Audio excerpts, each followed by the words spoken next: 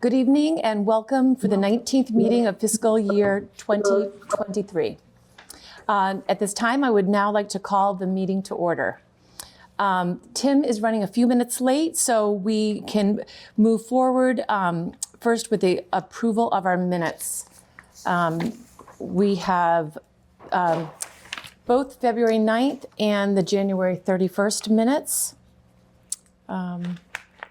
Has everybody had a chance to take a look at those? Sean, can you hear us okay? I can hear you fine. Okay, Meredith, great. Do we need to introduce ourselves? I just was going to say we should introduce, especially since we're on hybrid. So, Sean, if you'd like to introduce yourself. Sean Fahey, member. Maggie? Maggie Oldfield, member. Rich? Rich Beeler, member. Cheryl? Cheryl Tagayas, member. And myself, serving as chair. Thank you and welcome everyone attending tonight. So back to the approval of our minutes.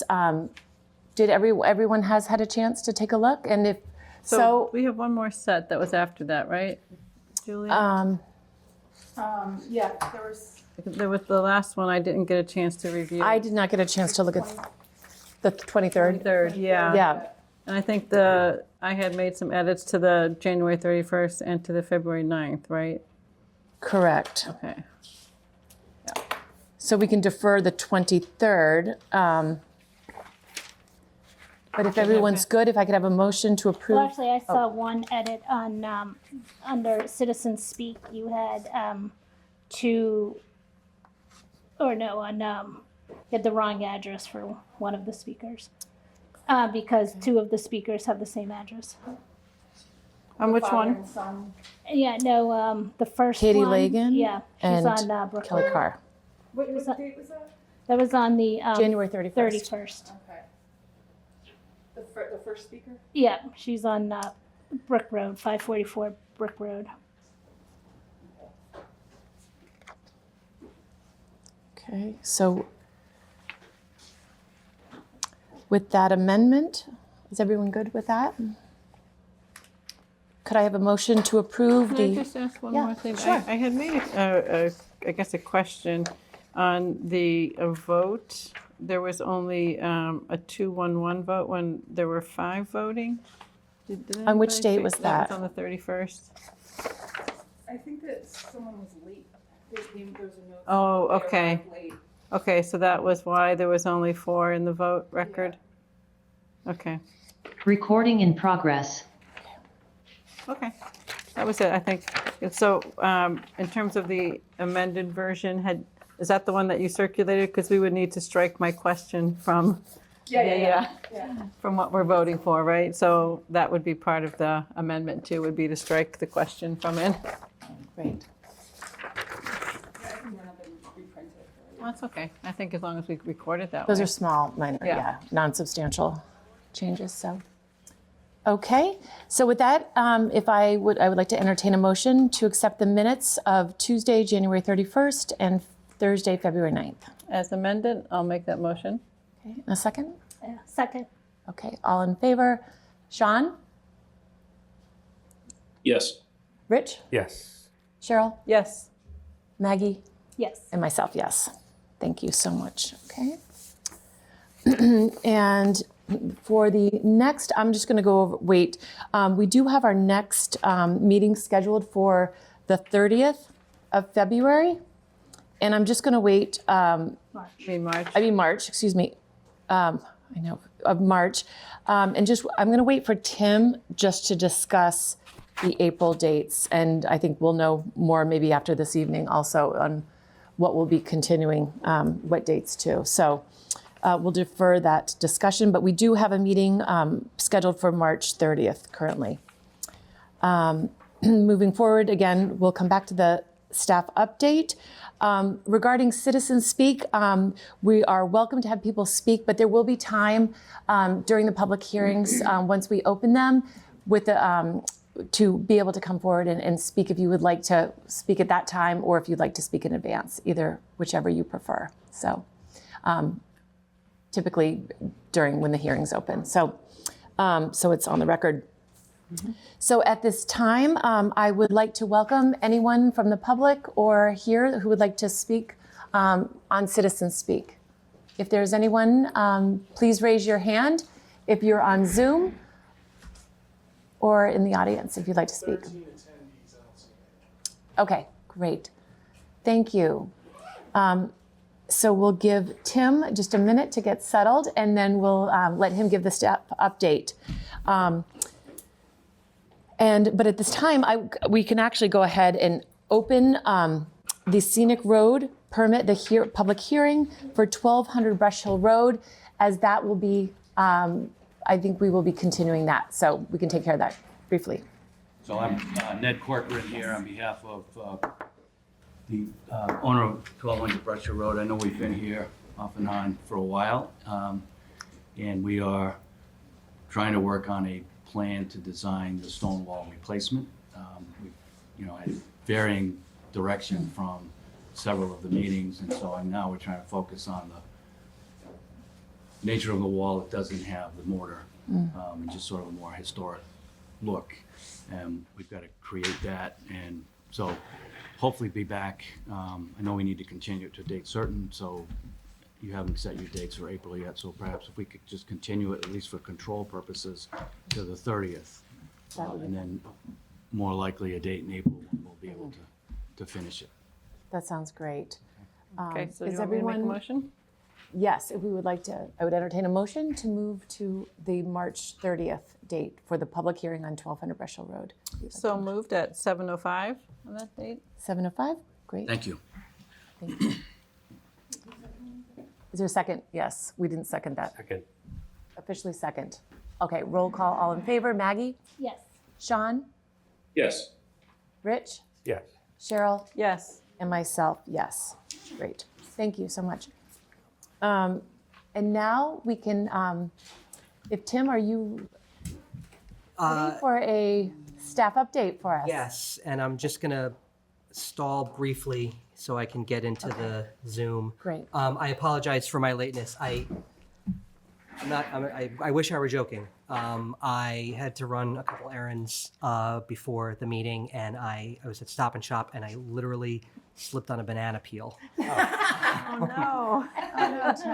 Shook me up just a little bit, so I was a little bit off my game. It's serious business, people. There's a reason why Yeah. those are in cartoons. It really.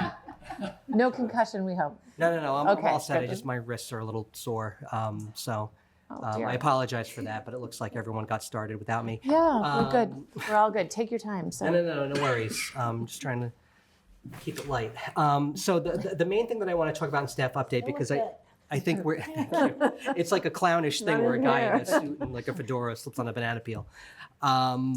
So we're going to cover a lot of what we've been working on throughout the agenda, but one thing that kind of came in early this week, but after the agenda had been set, is we had spent a little bit of time and a little bit of money on doing a what's called a general land area minimum calculation, which is the alternate form of safe harbor under 40B.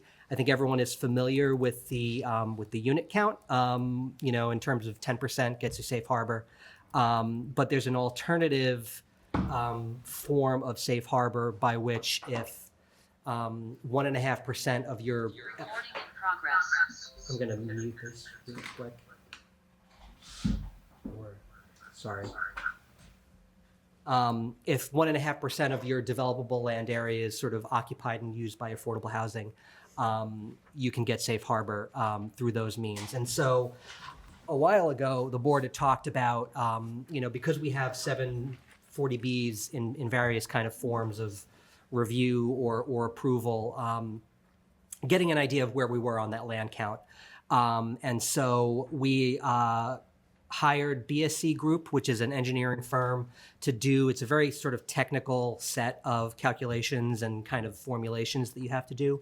But it's, you need to have someone do it, because it's actually, we did one in-house maybe in 2016, 2017. They've actually since changed the guidelines and quite frankly made it even more complicated. So I think it's money well spent to have done that.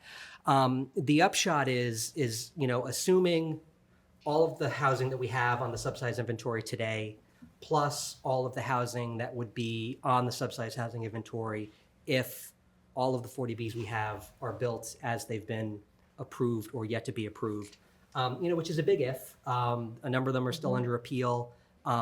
Development projects, for all sorts of reasons, don't get built. But those are the things that are kind of effectively in the pipeline. We are at, let me just find the email that I sent everybody. Making all those assumptions, we are at 1.025% of our land area kind of has affordable housing on it. And just to sort of get a little tiny bit into the details, I'll use an example like Fuller Village, which has 80 some odd affordable units among the 200 or 300 some odd units that are in that project. You don't just count the 2 parcels, which are enormous. DHCD has a very kind of strict set of guidelines about, if there's like woods in the back that are just kind of out there, that doesn't count. It's got to be land that kind of serves the housing purpose. So, the lawn counts, the bocce court counts, the outside picnic area counts, the circulation around the building counts. But like, if you've got a big open space project, not all of that land counts. Now, alternatively, a sort of lot line to lot line development like 16 Amore Road, which is pretty tight on that site, all of that land basically counts because there's no really kind of wiggle room. So 1.025% puts us at, in order to get to 1.5%, we would need 71 acres of land being used for affordable housing. And we're at, I don't have the number in this email, but our denominator number is 4,733.6 acres. And that's a number, we talk about the durability of safe harbor. That's a number that really doesn't change, right? Because the land is the land and the exclusions are the exclusions. It's not like if we build more housing, our denominator changes for the unit count. The denominator doesn't change for this count. And so if you get GLAM, you're pretty good. So we would need something on the order between 22 and 25 more acres of land in order to get the GLAM safe harbor, which is probably a little bit more out of reach than the unit count, where the last time I kind of went through the calculations, again, assuming all of the 40Bs that are in the pipeline get built as they've been approved, we're probably something like 25 units off 10%. Which would, the Winter Valley project would get us over the line. A decent sized project at Town Farm, which we've been talking about, would get us over the line. Or, if it comes down to it, another kind of mid-sized 40B project would get us over the line. Whereas, 22 to 25 acres of land, that's effectively another Fuller Village sized project, which I don't think we have something like that coming down the pike. So, it's really good information to have. We can kind of, plan around that and kind of use that in terms of what our focus is going to be on kind of promoting affordable housing. But I sent that report along. The report is really heavy on the methodology, just to sort of take you blow by blow about how they do this. And then the bottom line number is, 1.025%. So we can talk about it a little bit more in detail at the next meeting if we want, Yeah. but Is there a map available, a visual map that could be posted this information on the website? Yeah, I mean, we can post the whole report. The whole report has Lots of maps. it's a good way to lay it out because it sort of like goes through the formula iteratively. Like, okay, here's all of the excluded land, and here's all of the parcels that have affordable housing on them, and here's how we kind of chipped away at those borders to get the sort of so we can definitely post that, and if I'll see if there's anything that kind of is especially illustrative that we can kind of pull out and highlight. That would be great. So we can definitely do that. And that's all I've got for now. We'll talk about a lot of more interesting stuff through the agenda. So May I ask Tim a question on that? Sure. Have you shared this report with the select board yet, Tim? I did, yeah. Well, I sent it to the town administrator. Okay. Thank you. Thank you. Great. Okay. So at this time, I would now like to open the special permit for 111 Highland Street, the memory care facility, and invite the team to join us. Or at least Thank Ned you. to join us, yeah. Thank you, Meredith. Thank you, members of the board. It's been a while since we've been together in person, and it feels good. Nice to be back here. I'm joined tonight here by Mike Walrazak, who is principal with Northbridge Development, Paul Avery, who is our project engineer, Scott Thornton, who is our traffic engineer, and Blaine Buck, who is a project manager. Of those, Paul Avery and Scott Thornton will also be part of the presentation, and joined by Zoom by Sashi Misner, who is our landscape architect, and Rebecca Dillon, who's the architect, and they have a speaking role as well.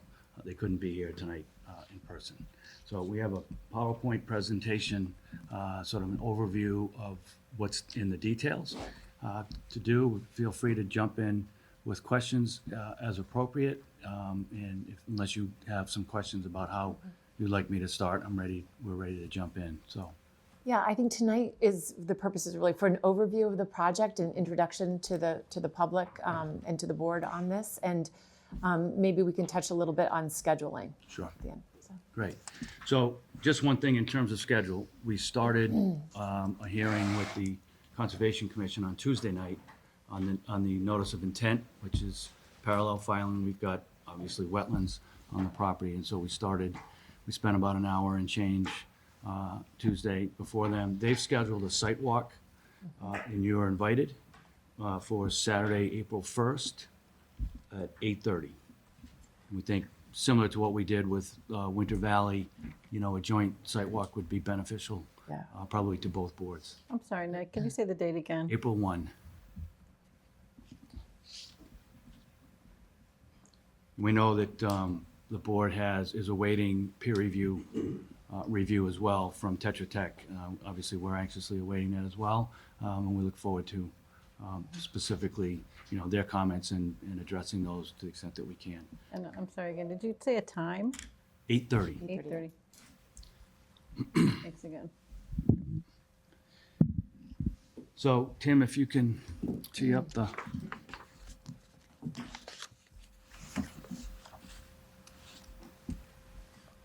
And I have a pinter, say in Ireland.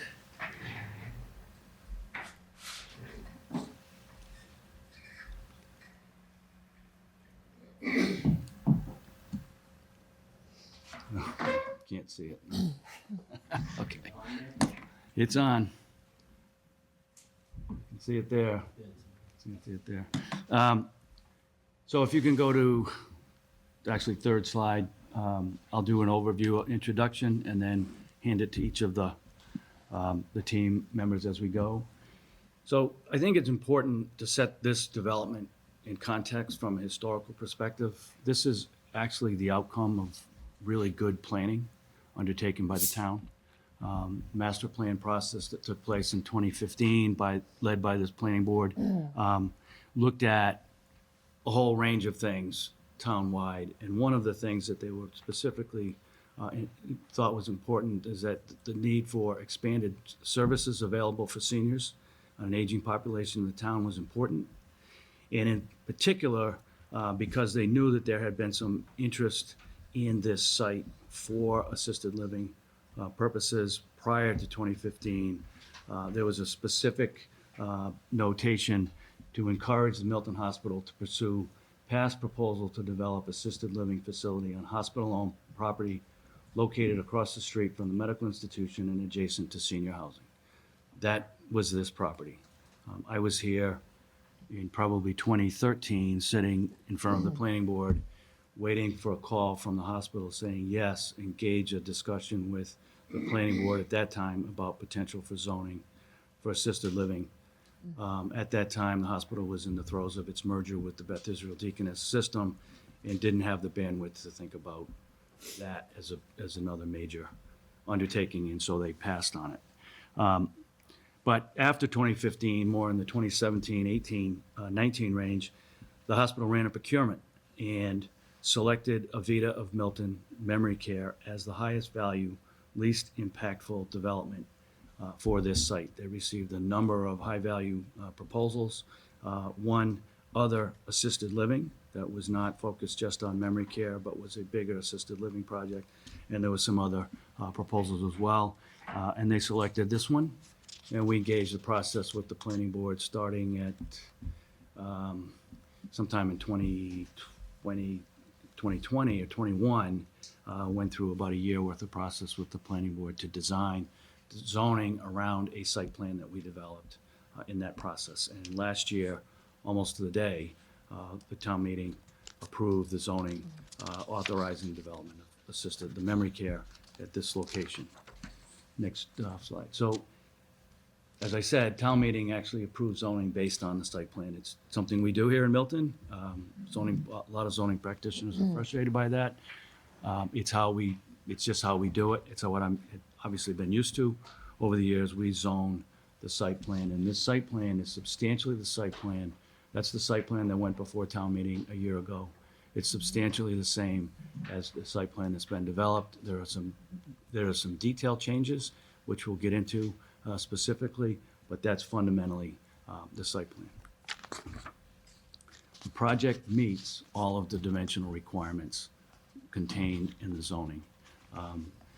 There is a zoning table in my narrative that I provided. This is the same zoning table. It just flipped it from vertical to horizontal, whatever the correct terminology is within Word, but we meet all of the dimensional, the setbacks. We exceed all of the setbacks requirements. We meet the maximum building lot coverage, the maximum building floor area ratio, minimum of open space. And the open space, and all of the open space calculation is based on the calculation of open space that is upland, that is non-inclusive of wetlands, vernal pool, and the non-disturbed setbacks from those locations. Next slide, please. We were required to provide an existing conditions plan with 1-foot contours. And the next slide was also required to show all trees caliper of 10 inches or greater. There are a lot of trees out there. We've done a separate calculation for the Conservation Commission, which is deals with trees within the commission's jurisdiction that will be removed for this project. And it's significant, and we will be writing a significant check to the town based on the replication, their tree replication program that they have there, similar to what we did with Winter Valley as well. So in a color perspective, what I think the existing conditions plan shows is that, and maybe it's easier if I grab and come up. The blue is a vernal pool. It was originally not mapped as such, but in part of the process that we engaged with the Conservation Commission, we agreed that it was an appeal process. We agreed that it was a vernal pool. We never had any intention of going near it. And the circle, the red circle that comes around it, is the 100-foot setback from the vernal pool. There's no work being done within that area. The green are bordering vegetated wetlands. There's an intermittent stream that comes through on the Highland Street side, and there's an intermittent stream that comes through on the Winter Valley side. They meet here and create the vernal pool. Vernal pool then discharges out. There's a weir, stone weir, a weir and a stone wall right at the boundary, and that's where all of the water discharges across. On the Winter Valley side here, there is a channel that the water flows into, and it flows down the hill to the wetland on Canton Avenue. It's a town-owned wetland. The yellow is the pink is area with its 25 feet from the edge of wetland. That's all non-disturbed area. And then the yellow is the additional area within the 100-foot setback from wetland that can be disturbed, but work within that area is necessary pursuant to an order of conditions. And so there's a little bit of work that's going to be happening with respect to minor replication of two wetland areas to address the crossing of this stream and the crossing of the stream back here. but, and we're replicating on a 2.4 to 1 ratio with respect to that. But most of the work you'll see is within this area and parking area back to the rear. So there's one issue that, this is a preliminary look at site utilities plan, and Paul will get into it a little more deeply when he gets into that part of the presentation, is that we, as you know, went through site plan approval for Winter Valley, and the plan was to bring a forced sewer main out and across, tying to Winter Valley and tying into Winter Valley sewer. We did all of the engineering analysis, fully supports capability of doing that. We've run into a significant issue with Winter Valley ultimately about their willingness to grant an easement for that purpose. And it's now looking unlikely that we're going to get there with Winter Valley. So we're going to have to revise the sewer plan to come up Highland, cross, and tie into a sewer manhole in Spafford. We're trying to avoid that. I know the planning board specifically requested that we take a look at that. The neighbors were very concerned about that.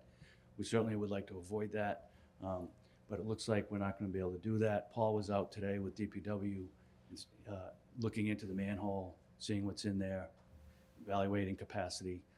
For sewer, we think there's more than adequate capacity, but unfortunately, that's a likely outcome at this point. Miracles can happen, and things could change, and there's a long time between now and when construction would actually begin on that, and so hopefully, in the meantime, we'll be able to manage a better outcome. A quick look at sort of into the site from Highland Street. One of the things that we're trying to do is sort of develop some form of a rendered look into the site. At the end of the day, this is a fairly large building being built set down into a sloping property surrounded by forest. The building itself is substantially surrounded by forest, particularly as you look in from Highland Street. There's a clearer look as you look in from the Bacardi property next door. They have a very tall forested area with not a lot of understory.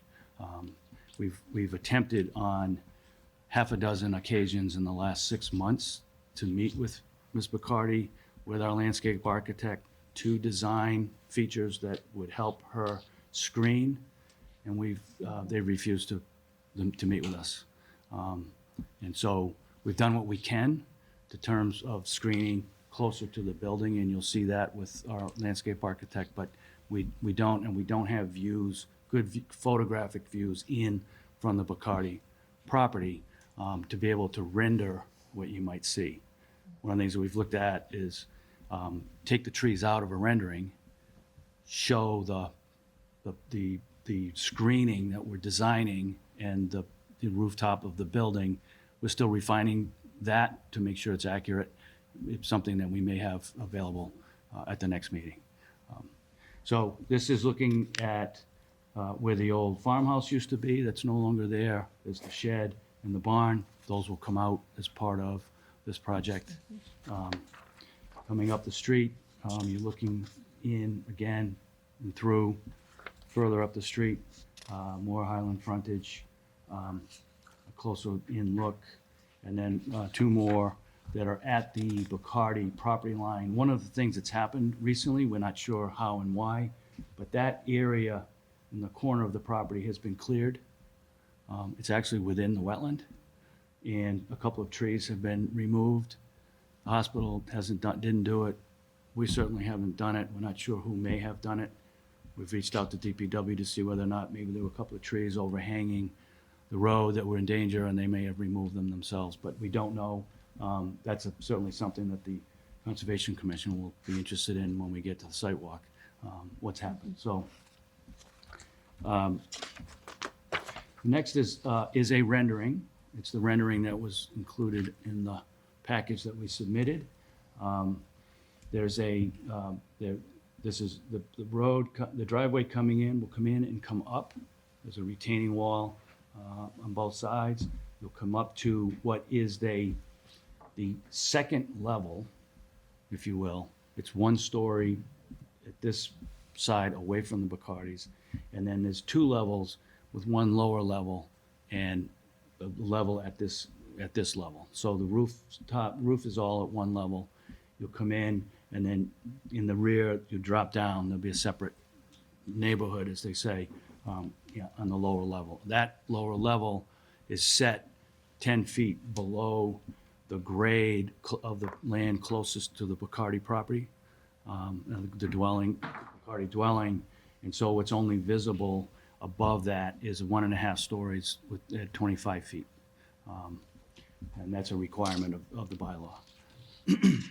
The other rendering we've done so far, because there's supposed to be a rendering of the in context at eye level, is this, because this is the looking in the new driveway. This is what you'll see roughly.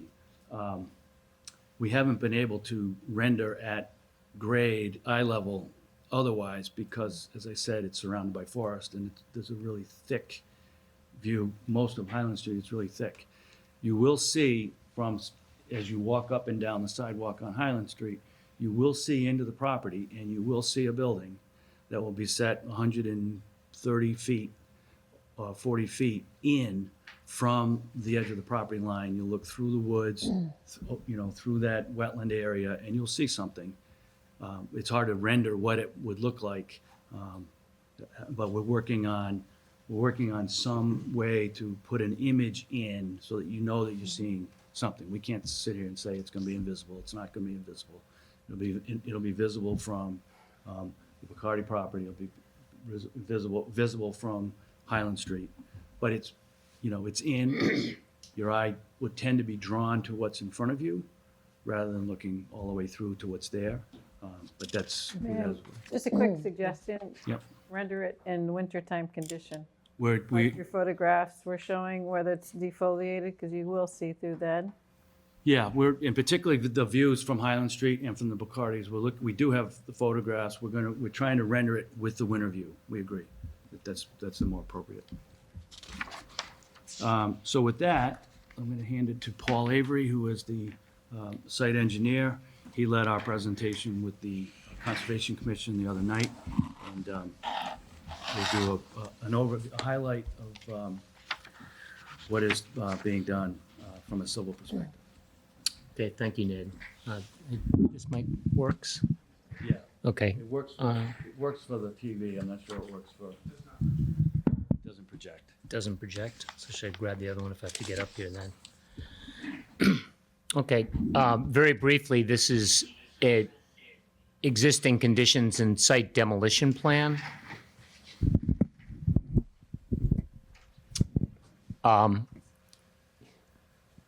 We can move through this fairly quickly, but basically, we will be removing the existing buildings on the 107 lot. We will be removing the driveway to 111. We will be removing the building, the house, and the garage on 111. And then all of this is just taking out some fencing that's through the woods. And then these lines here represent the limits of work and the limits of clearing.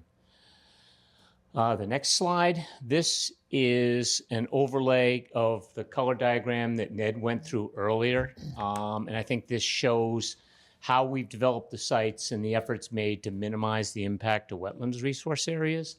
Again, the green are the wetlands themselves with the vernal pool within it. The reds are the non-disturbance zones combined for the BVW, the wetland, as well as the vernal pool. And then the yellow is just the remaining 100-foot buffer zone. So where we've had to cross and do a little bit of wetlands filling in here is generally along the alignment of the existing driveway. No minimal wetlands impact there, and that's just because we had to widen it to get fire trucks in and things like that.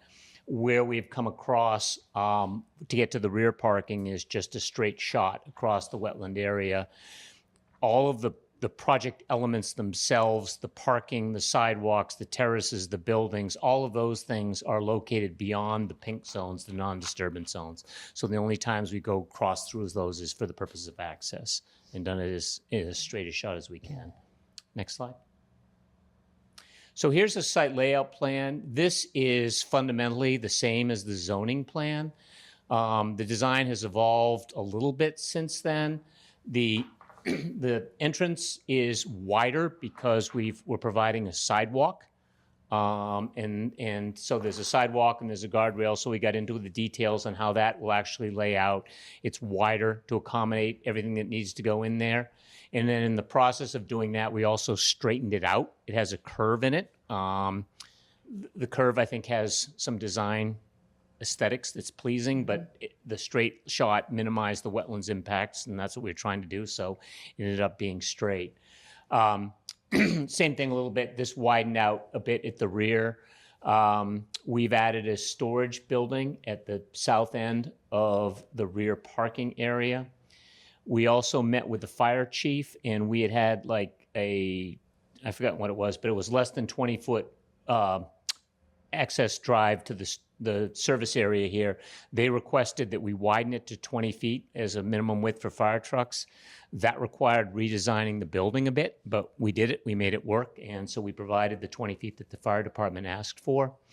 The terraces, we had just solid terraces here before. They're now been landscaped by Sashi, and I think she'll walk through that a little bit later on.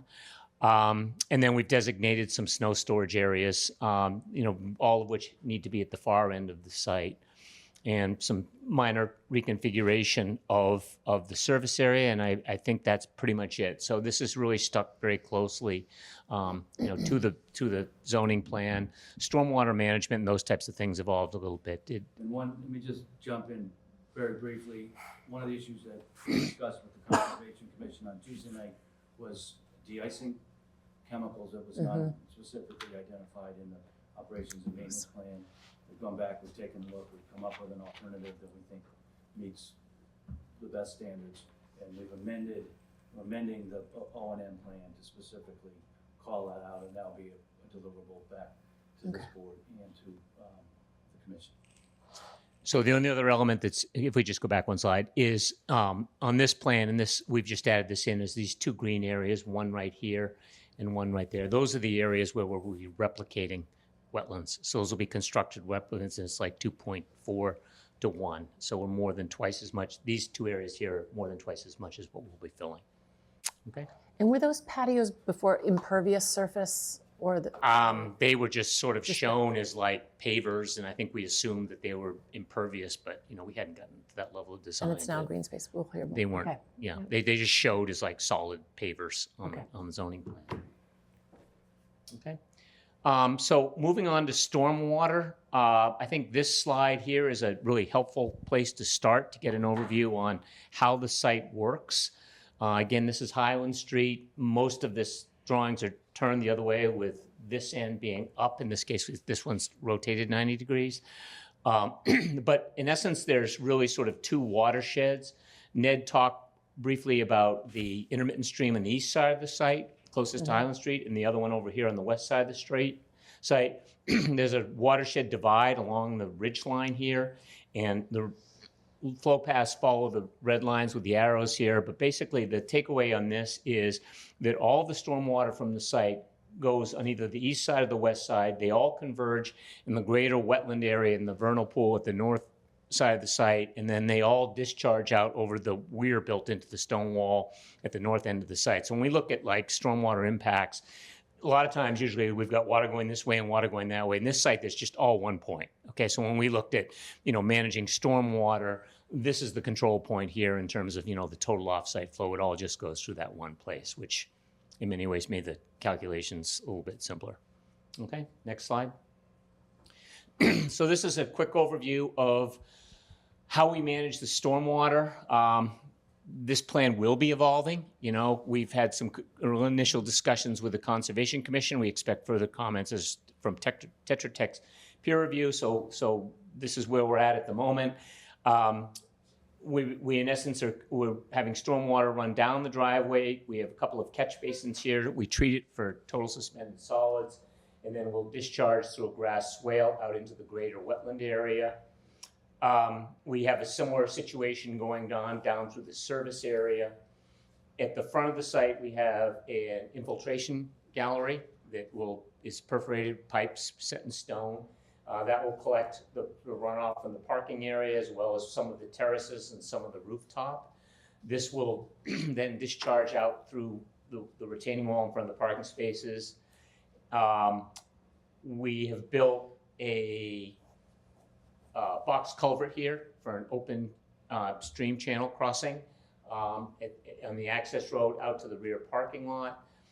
We have this rear parking lot graded to drain to the north, and water will be collected into a larger infiltration basin where most of it will infiltrate into the groundwater, and that which doesn't overflows and continues off. And all of this has been modeled, and the stormwater report that was included discusses how we meet all the individual performance standards with respect to stormwater management. But that's the quick overview.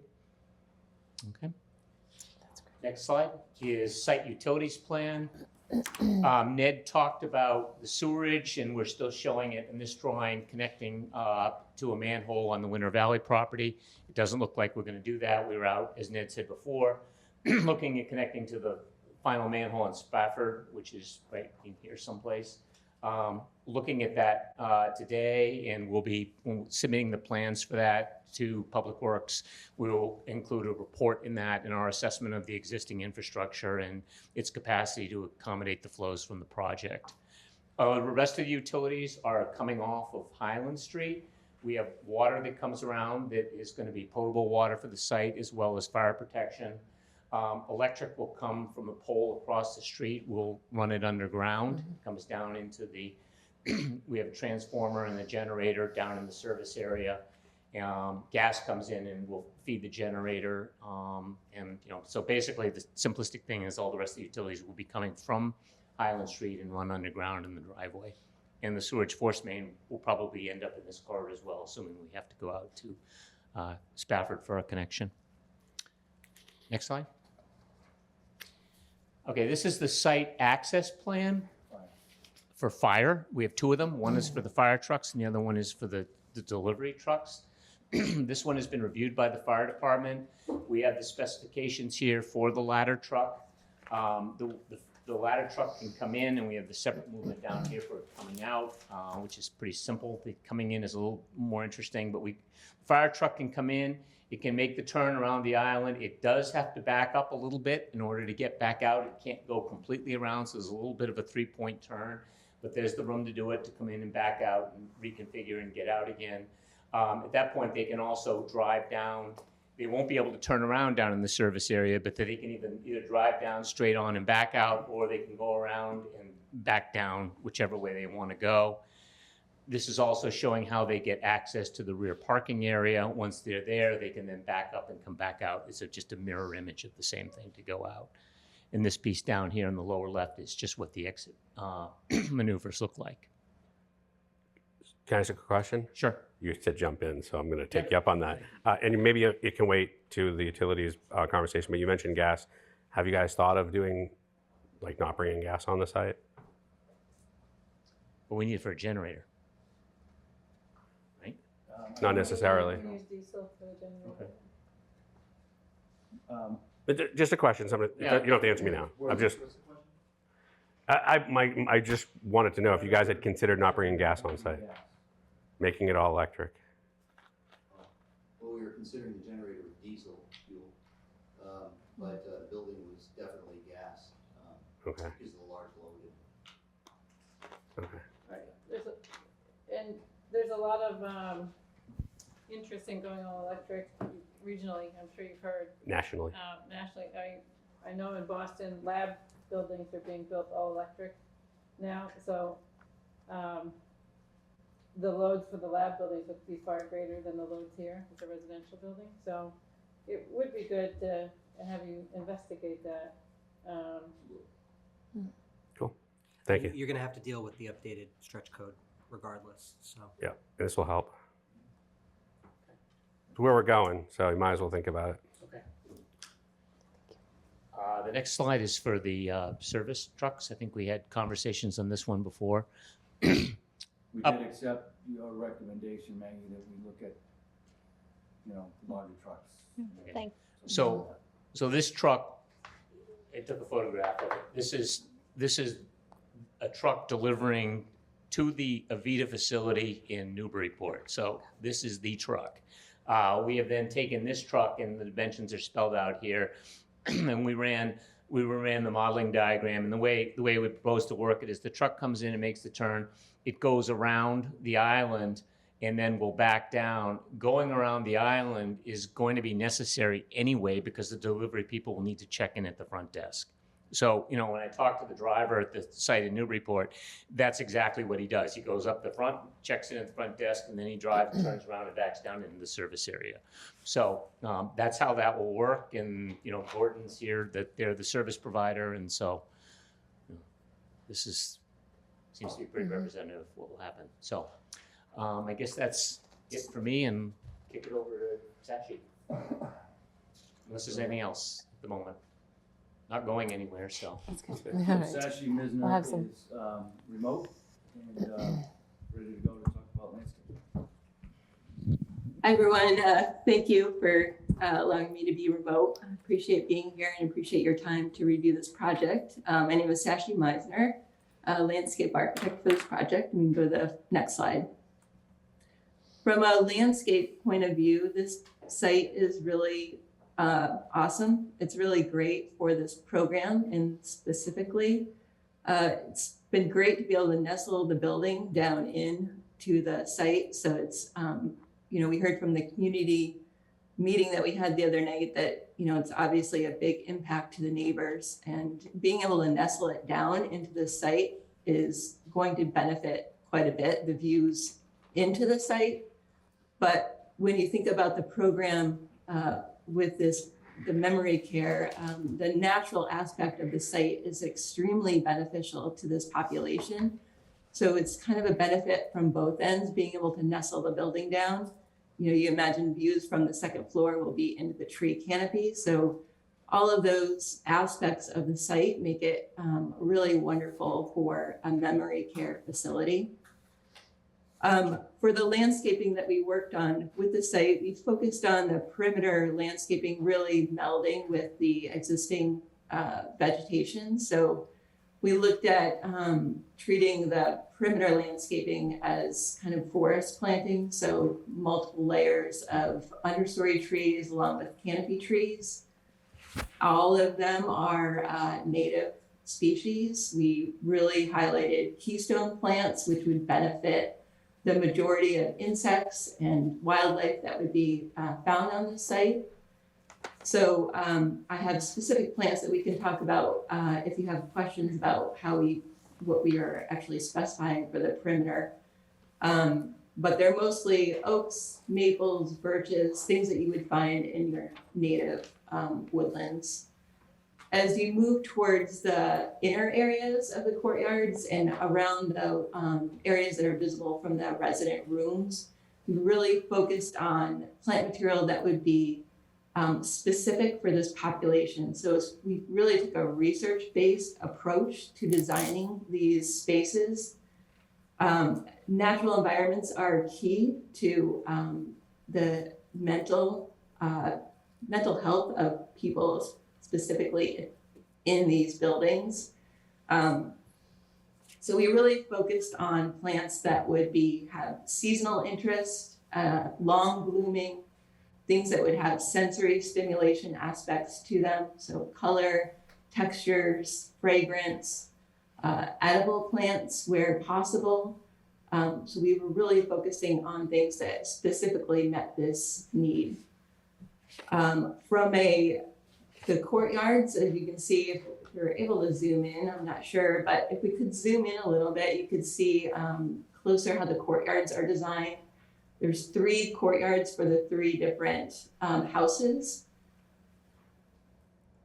They are, each of them has a looping path, which is specific to this population, so that they can go out and take a walk and be oriented when they get back from walking the path back to the main entrance. They're all secured with fencing and keyed or locked gates, so they're secured gated access. There's areas for gathering spaces, social interactions, spaces for people to work, like gardening and interacting with wildlife, bird feeders, and things like that. So the programming is really within these courtyards is very essential to this program, to this memory care program, and supporting the residents that live here and the families that come to visit here. There's plant material visible. We try to make it visible out of each of the rooms with lots of different interesting colors and seasonal variety that would take place throughout the growing season. In the center courtyard is the largest courtyard, so we were able to integrate a bocce court along with garden beds in each of the courtyards. There's fire egress out of each of the courtyards onto a walkway that circulates back to the main entrance. The windows, Rebecca will talk more about how the building interacts with the courtyards, but there's a lot of great window visibility in and out. So even if residents aren't going outside, they still have that connection to the outdoor space, which is really essential to this population. If we scroll down a little bit, we can look at the buffer planting, which was pretty important. We know to screening the residents to the south. So we really focused that one on having a thick evergreen buffer. We used a variety of plant material that, in a variety of size plant material that will go in when we first plant. So each of the evergreens range between 7 feet to 14 feet when they're planted. So we're really starting out with something substantial as far as screening. This will also really benefit the understory visibility issue that's out there right now, where they have a good amount of screening from the upper canopy, and this vegetation will really block the lower view into this space. If we scroll down to the next slide, I have just showing what plants are actually used in that buffer. So we used a mix of canopy trees. We have oak, sycamore. I think we have some maple as well. And then we have a variety of evergreen trees, looking at ones that are going to be different sizes when they're full grown and mature, so that we don't end up with the same open understory that they have right now. So we looked at, all these are native plant material. The area is slightly wet, so there is some drainage that will be implemented out there, but we assume that the soils will be somewhat moist at certain times of the year. So we selected plant material that would thrive in that condition. We were also concerned about deer, so we selected plants that would be least palatable to deer that would be out there. And that was one strategy by going with a variety of plants, as well as if, one was attractive to deer or something, we would have others that would fill in and not chew down an entire, one type of vegetation that would be in a row. So we were really trying to focus on mimicking a woodland as best as possible. The next slide just shows some of the other plants. So we do have a red maple, we have some shrubs that are going in as well. And these were selected for native plants, things that provided food and foraging for wildlife, as well as being visually interesting. And some of these have really great attributes in the winter. So against evergreen trees, they'll look really beautiful with their berries and things like that. Some of them have early seasonal blooming. So the witch hazel will bloom at an odd time of the year. So there's things in there that are interesting and will be beautiful to look out onto, as well as functionally. And the next one just shows the last bit of plants. So bayberry, winterberry, some rhododendron, evergreens that will be there throughout the screening throughout the winter time, as well as the holly. So that's essentially what I have for landscaping, and I'll pass it over for Rebecca Oh, actually, the lighting. We're showing the photometric plan just to show that there's no spillover on the site from lighting. We have some really wonderful light fixtures that are kind of residential in scale that will be used within the parking lot and in the main entrance drive. Within all of the courtyards and the egress walkways, they're all bollard lighting, so it'll be very low. They'll be full cutoff, and they'll be behind the buffer screening planting. So we estimate very minimal or no visibility of the bollard lighting that's to the south of the building. That is it. That's great. Thank you. Thanks, Sashi. Can everyone hear me okay? Yes. Welcome. Okay, thank you. Rebecca Dillon from Garn Turgeon Architects, and I will go over the building with you tonight. Where we are in the slides right now, we have 3 sheets of exterior elevations. Just the building envelope, because the way it's sited on the site, we have a lot of undulating surfaces, so we end up with a lot of exterior elevations. But just to give you an overview of how we have in the upper left corner of the first sheet is our main entry. And you also saw in one of the renderings that Ned showed, it's very visible and prominent as you drive up into the site. We have this beautiful large front porch that will be nice and inviting. And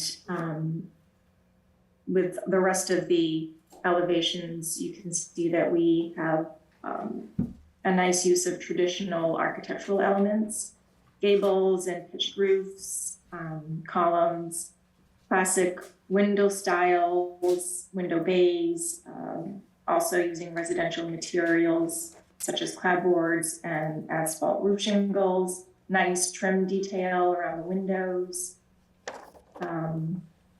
And the site, the nice thing about this site, as Sashi has mentioned, is we were kind of forced to nestle this building in, but it actually is a nice design feature for the building and the overall site layout.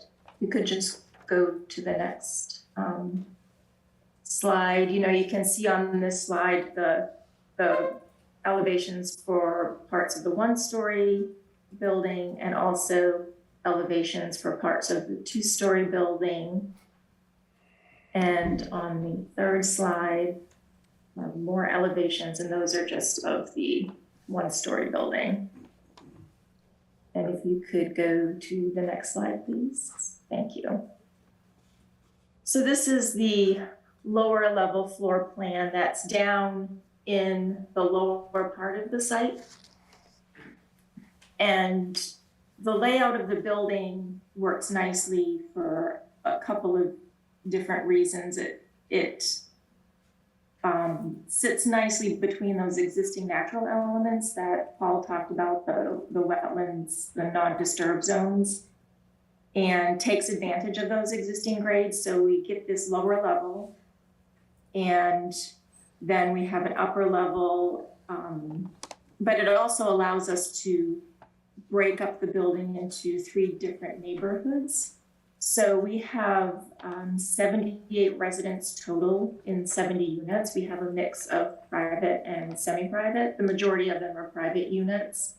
So when you enter into the building at the upper level, you come into that front porch that I talked about. You're going to walk in, and there's going to be this beautiful lobby with a nice fireplace, nice seating area. Everything is going to look very residential.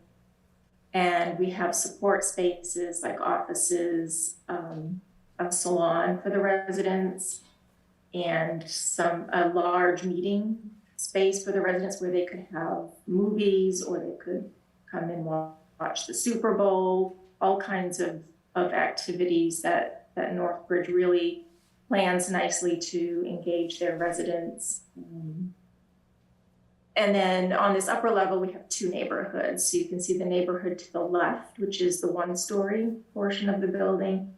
And then the neighborhood to the right is the upper level of the second story portion of the building. And when you look at the neighborhood layouts, you'll see that in the purple color are all resident rooms. And the pink shaded areas are support spaces for the residents. It might be an office, a laundry room, kitchen. And then the green areas are more of the living spaces. So you'd walk in and it will look like a dining room like you would have in your house. Very familiar. We try to make everything very familiar for the residents so they feel like they're at home and not in an institutional setting. And if you could just go back to the previous slide, please. Thank you. So here you can see where this is the portion down at the lower level. We have another neighborhood. And then all of our service, more back of the house type spaces will be in that court to the left, the commercial kitchen, the mechanical room, those sorts of spaces. If you could go past the next slide, yep, to the roof plan. So this is the roof plan, which you can also see the majority of the building has sloped roofs and gables.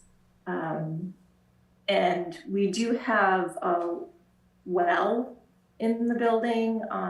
You can see the dark shaded area towards the front of the building there, where we will house our mechanical equipment and recess it down into the roof for visual and sound reasons.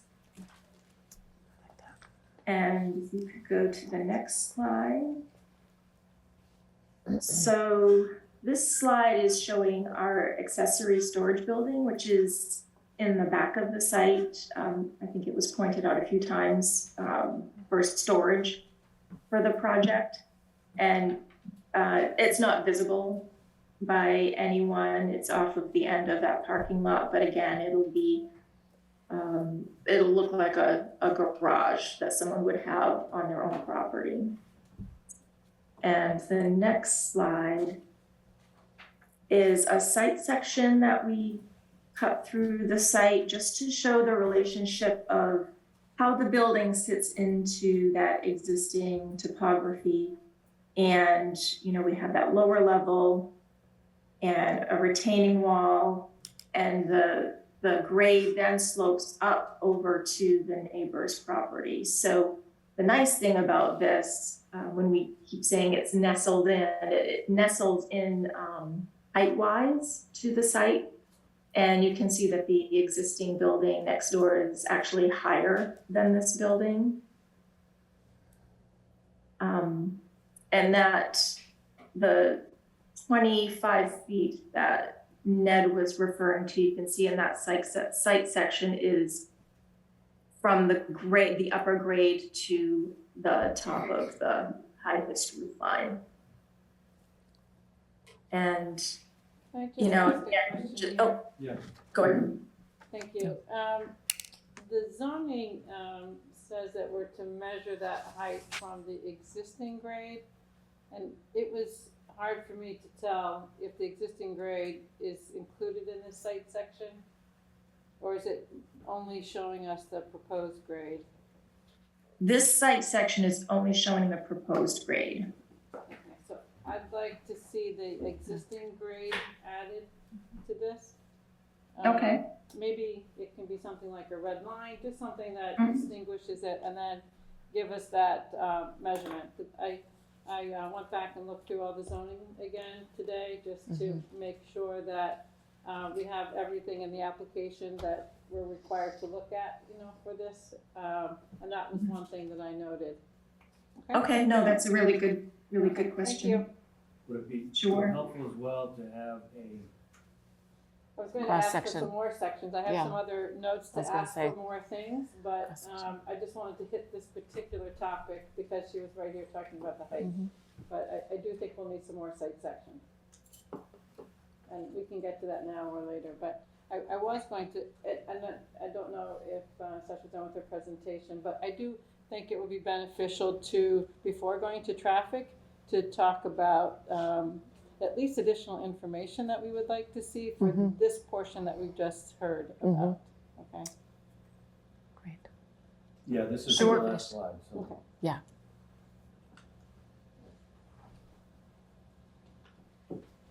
So traffic was next, right? Were you finished, Sasha? Was that it? I'm all set, yeah. Okay. Okay. So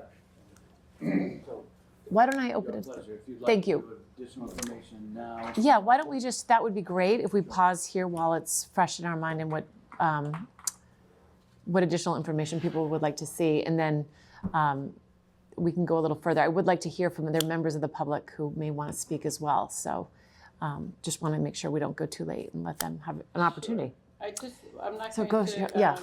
talk too much about my thoughts about things as much as I want to make sure that we can ask for additional information since we know they're going to be coming back and it'll take some time for them to prepare. So I'm just going to start running through my list and then, so just to be quick, and then if the team has questions about what I'm requesting, just interrupt me.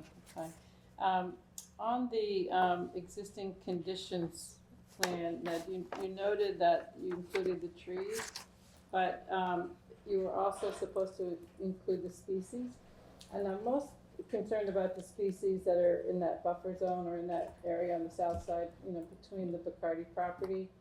And the reason is that way we can, when we're looking at that landscape plan, we can see how the existing trees are going to be protected and integrated into the new plan, because we have that, it's a do not disturb zone, right? And then we have this new part.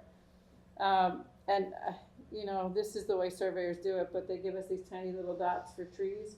But if it's really a big tree, it'd be nice, I'm sure the landscape architect appreciates it, would be nice to see the circle that really represents the kind of canopy of that tree on that plan.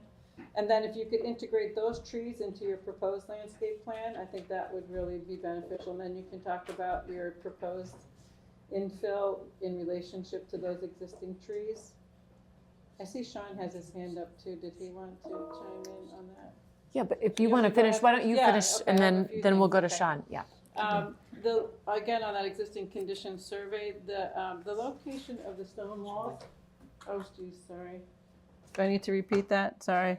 Okay, include the existing species of trees in that existing condition survey, and include the size of a canopy of that tree. So if it's a 15-inch caliper tree, estimate the size of a canopy for that species, and then include those existing trees in that do not disturb zone in the landscape plan.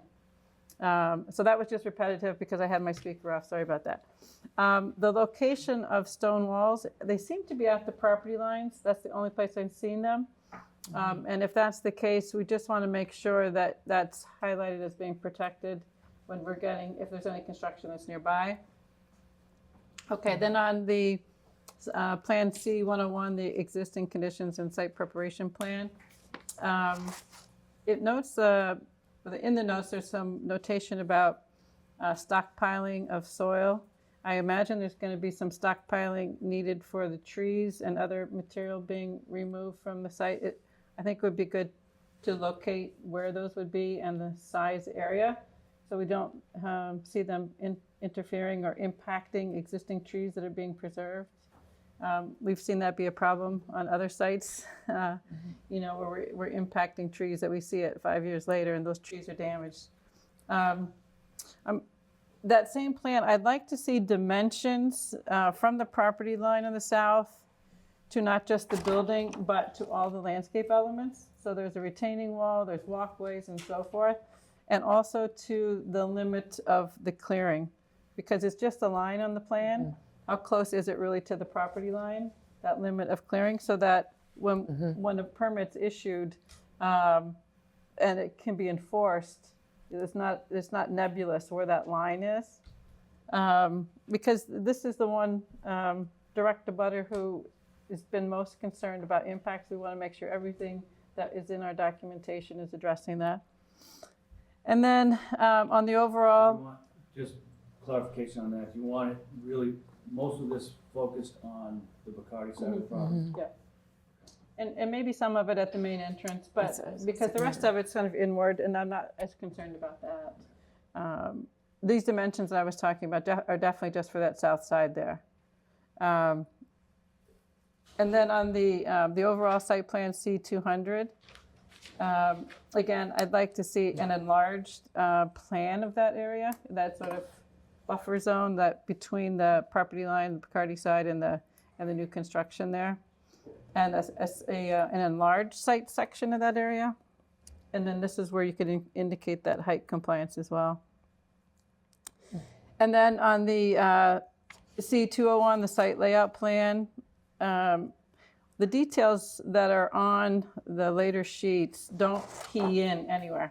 So we're not sure where these are.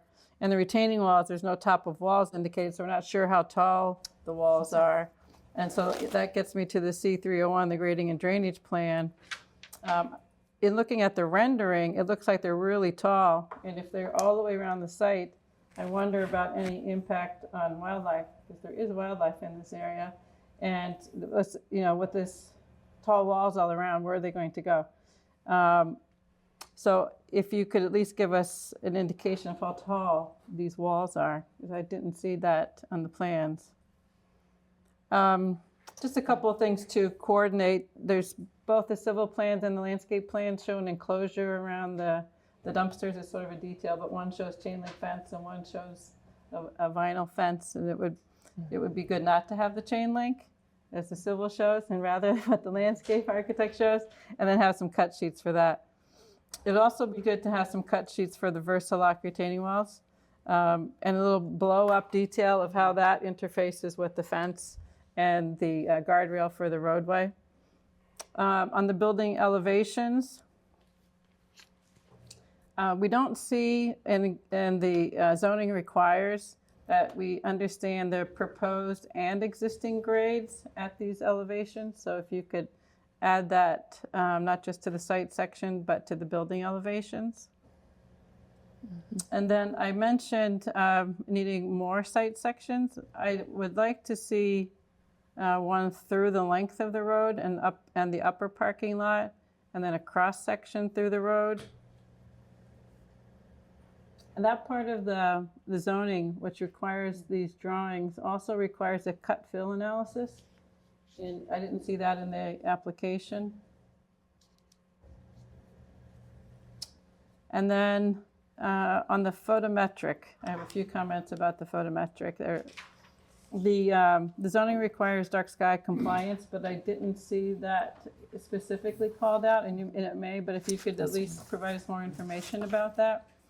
I didn't see where you, and it's maybe there, I just couldn't find it, how tall the poles are. And I'm a little concerned about how high the poles are and how much lighting is being put forth at the upper parking lot. It does show that it's not going off-site. But again, thinking about wildlife and how long this lights are going to be on in this parking lot at 7,000 or 7,400 lumens. Are there going to be controls on these lights? I noted that the street lights are on the opposite side of the drive as the sidewalk. So I was wondering how well the sidewalk will be lit. And lastly, if the architect statement could tie back to the design standards that are in the zoning, and how each of the standards in the zoning are being met with this application, that would be helpful for us. I know it's a long laundry list, but I wanted to get it all out there so that we could get that information into us. So thank you. You want to share that? Share the list with them, maybe? Sean? I can share it with Tim. Yeah, Tim, that would be great, just so we can forward that to Ned, just to make sure we didn't miss anything on that list. That was great. And Sean, you had your hand up to speak next. Thanks, Meredith. Thanks for that list, Cheryl. That was great.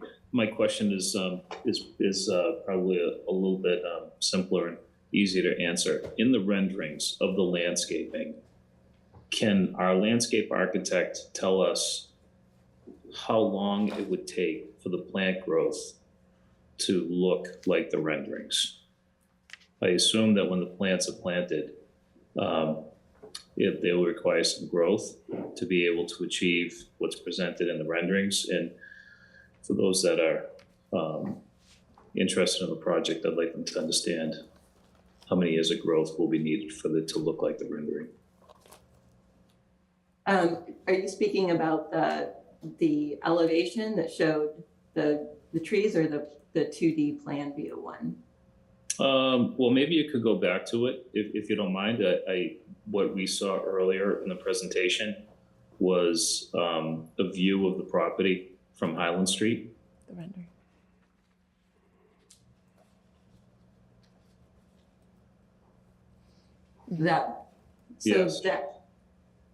So that vegetation is mostly existing. I imagine there's going to be disturbance where the walls go in, and we'll have to add some vegetation back in along that area. But the majority of what's represented in the inner parts of the sides of the driveway are all existing trees that are going to remain, as we're minimizing the whatever impacts of construction are all the trees that will be taken. And that hasn't fully been determined exactly how wide that might be. Paul might be able to speak to that, but we're trying to retain as many of those existing trees as we can. So we're hoping that there's going to be a good buffer there when they open day one. We will have to go back in and plant right along the edge of the road.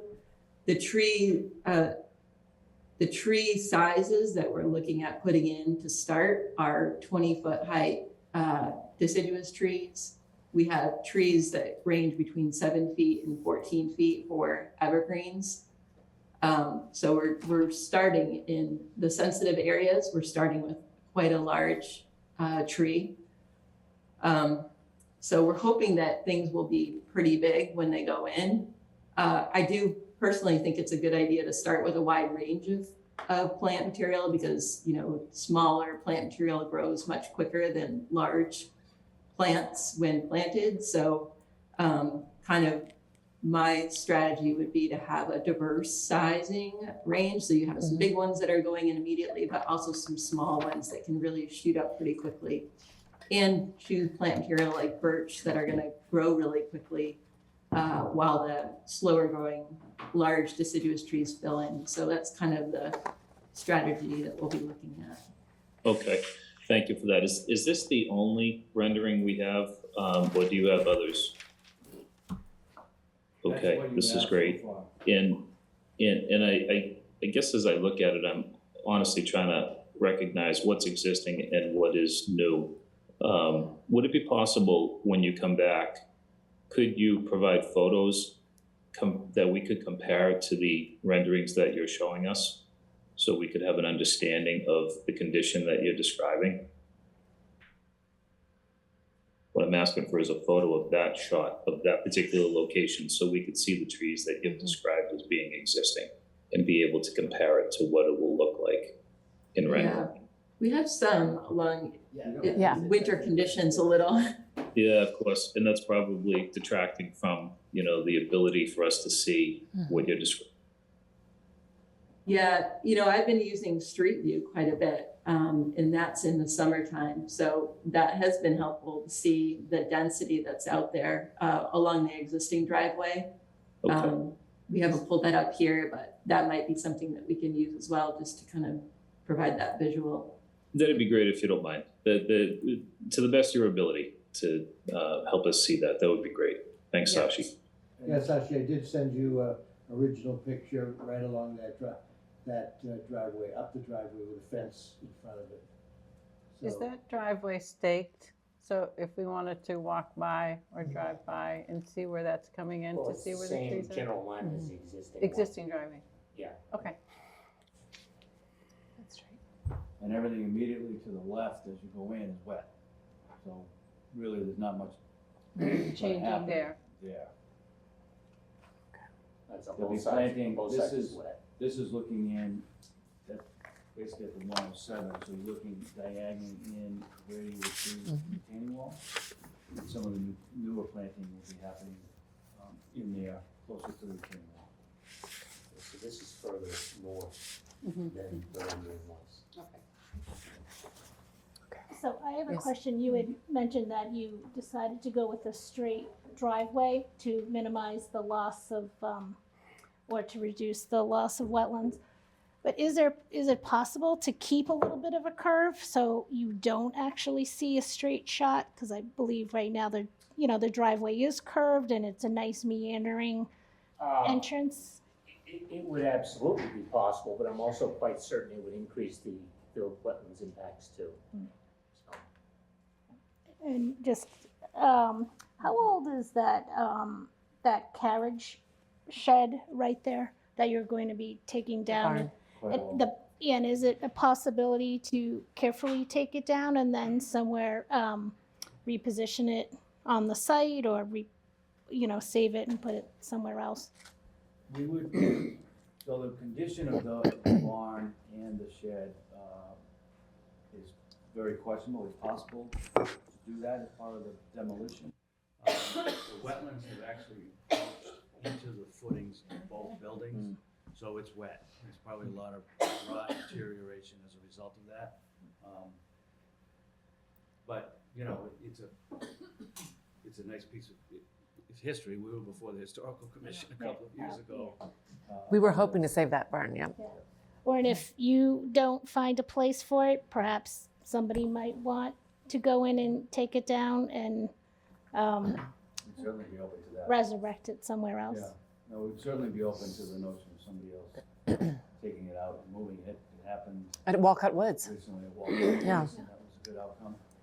What Carriage about as barn. your shed or your building that you need to build by the parking lot?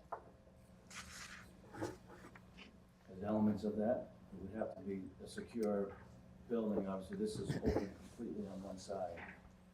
So it would have to be rebuilt in a different way. I suppose it's possible to think about taking some architectural, at least elements of that. So maybe the architect, it's Sasha, right, for the architect? I can't No, read. Rebecca. Rebecca, sorry, I can't read the names up there.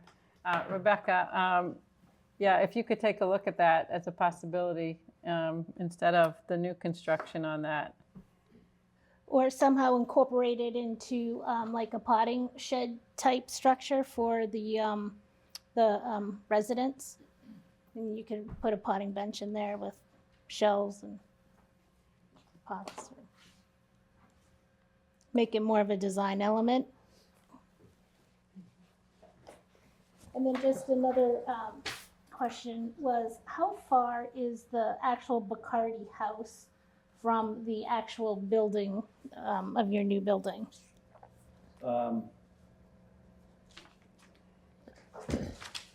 29 feet. No. No, 62 feet, sorry. The closest point of the Bacardi property line to the building is 62 feet. It's more like 80 feet to the from point building. closest to the building, and then it's another 20 or 30 feet into the Bacardi property is where their building is. So the distance from the building to the building is slightly more than 100 feet, roughly. We'll get you that exact number. And then I do appreciate the 20-foot size trees going in. Especially, I would think the larger trees should be closer to the Bacardis. And I think 7 to 8 foot white pines are that's short. Even 10 to 12 foot hemlocks are a little bit on the are small, and like 3 gallon. I would think that maybe a 5 gallon, starting with a plant material size of 5 gallon, would be better. So just a larger plant material. I know you like smaller plant material, but I think for the residents, not only of the Bacardi residents, but the residents on Highland Street, it is going to be a dramatic change for the residents. And I think trying to minimize the impact as much as possible right at the beginning would go a long way. Great. Sean, is your hand up again for another new question, or is that from before? It's from my previous question. I apologize. I'll take it down. Great. And I think a lot of what I would want to know is has been covered, but I would like a little more detail just on the lighting. I don't know, it's a scenic roadway, and I don't know, again, the height of the light fixtures. I know they sound very residential, but are some of the exterior lighting on the buildings, are those on timers, or are they, obviously security is important and, safety, but that is something that we've seen on other projects where some lighting is on timers and goes off, at 10 p.m. And so, again, adhering to that dark sky compliant. And I am also concerned, that I'd like to know the height of all the retaining walls. I think one of our concerns at the offset was that we're not creating a moat around this project where there's, wetlands, and then we've got retaining walls. And I know there is a berm that is going to be built up on the Bacardis, and I think that was intended, but I would like to see more detail on that reflected, because I know that backside, the south side is, I think it's 10 feet below grade. I think that first story, and that's, obviously why you want daylight and sunlight to have windows and exterior, below grade natural light. I understand that, but if we could see how that, and then where that, the berm, which is a build-up, again, to protect as a buffer, which I think is a great idea. But if we could see a little bit more detail on that, and maybe with some of these elevations, that might help to see how this actually, how it will look. And again, maybe a little bit more details on materials. I know you've said clapboard, hardy board, I don't know what specifically. I know asphalt roof, but now there's a large selection of roofing materials, which are actually, can look like slate, can look like different things. I just asphalt, looking to see if there's, what kind of interesting roof materials. And then Highland Street is a scenic roadway. So I'm really concerned with the protection of either preserving as much vegetation as the driveway goes in, and adding additional plantings and trees, which obviously Northbridge would want to have an attractive entryway. I think Walcott Woods is a great example of how that was done. The vegetation, natural vegetation, was really preserved. Beautiful plantings, a little stone wall coming in, which is also, I think, really important on the placement, the location of the signage, on how Northbridge is going to locate that signage and how that will be lit. Subtly, obviously, you want people to know where they're going, but something that is sensitive to the historic scenic roadway. I would love to see what you're planning for your signage and how that will be lit, because you're in a residential neighborhood essentially. So, and I think the hospital has done a very nice job of having it set back a little bit off the road. You don't just have a sign, big lit sign as you drive up. So something that's sensitive to that neighborhood would be appreciated. So. Can I add to that, Meredith? Yeah. I agree with you, and I think the rendering from the street should show the sign, which it doesn't show now. Right. And I think you can simulate what this lighting would be like depending upon which software.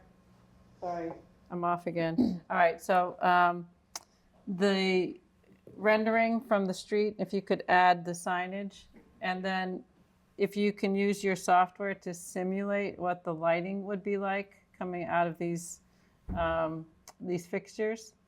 It doesn't have to be something like 100% accurate from the manufacturer of the fixture, but just to give a sense of what you anticipate the light level to be like from these fixtures. Because I mentioned I'm looking right now at that rendering, and it does show the fixtures on the left side and the sidewalk on the right side. So if there are employees here who, let's say, are going to walk over to Randolph Ave and take the bus, in the winter when it's 4 o'clock, it's dark, what does that like? So I want you to think about that lighting. But that rendering view showing the lighting and the sign would be helpful. Yeah, does this project require a scenic road permit? No, we're not touching any walls within the roadway. We're just simply putting the new driveway is the existing 111 Highland. And I don't think we're doing anything we're not removing vegetation, and we're not trees, and we're not touching the stone wall. Yeah, so I just want to make sure that we're, we want a nice site for the sake of having a nice site, and the planning board has an interest in planning for that. And we should want to preserve trees because it's good to preserve trees. I just want to make sure we don't mix peanut butter and chocolate in terms of jurisdictions. It's a scenic road, but the project doesn't require a scenic road permit. So like the scenic road regulations are very specifically circumscribed to the tearing down of stone walls in the public right of way and the taking down of trees in the public right of way. So Highland Street is a scenic road. This is on Highland Street.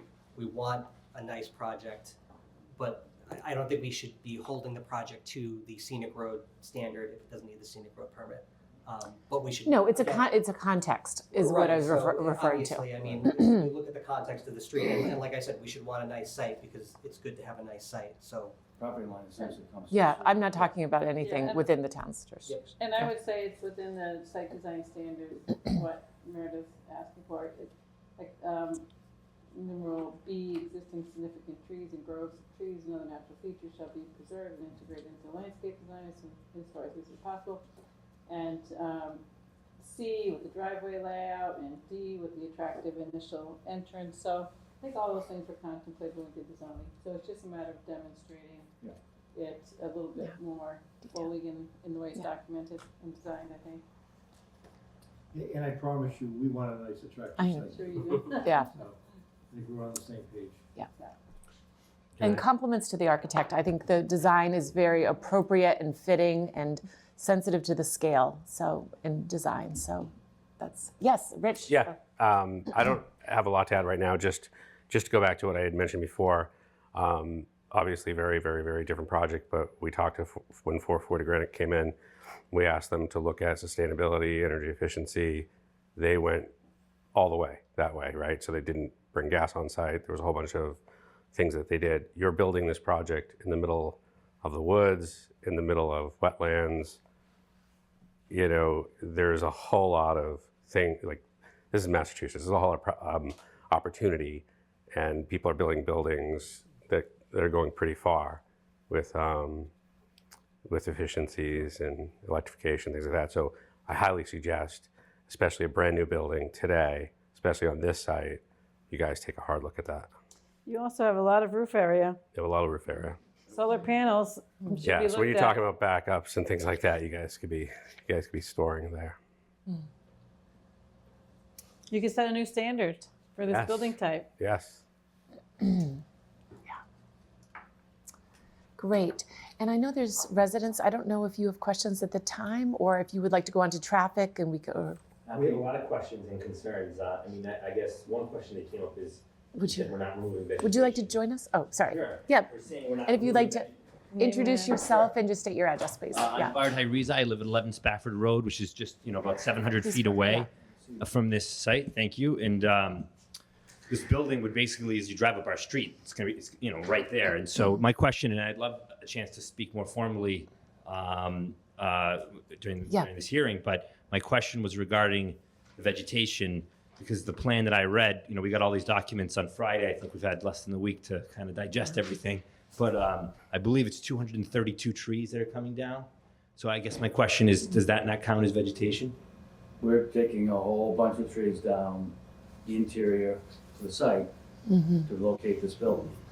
We're not touching anything that is against Highland Street and within the wetland area. And that wetland area from Highland Street is more than 100 feet deep. So we're not touching any trees to the left of the existing driveway, going all the way up to the Bacardi property, inward to the edge of to the other edge of the 25-foot setback from the wetland. All of the trees that are being removed are within the project area, which is between the 25-foot setbacks in the center of the property and to the rear of the property where the parking area is being built. There are some trees probably some trees will come down as part of the clearing, the demolition of the barn and the shed, and then the creation of additional wetland area in that, but that would be very, very minimal.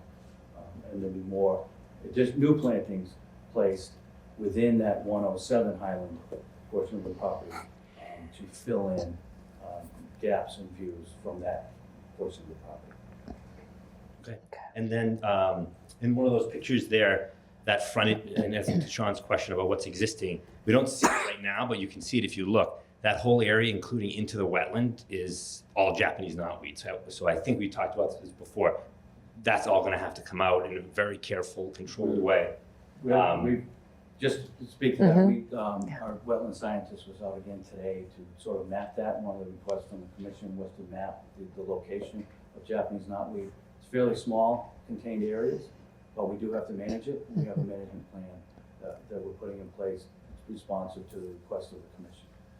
And that will be included in our materials. And We'll get that. We'll provide that additionally to you. Okay. Anything we produce for the commission, we'll produce for you. Anything we produce for you will be available to the commission. Great. It's all the same set of materials.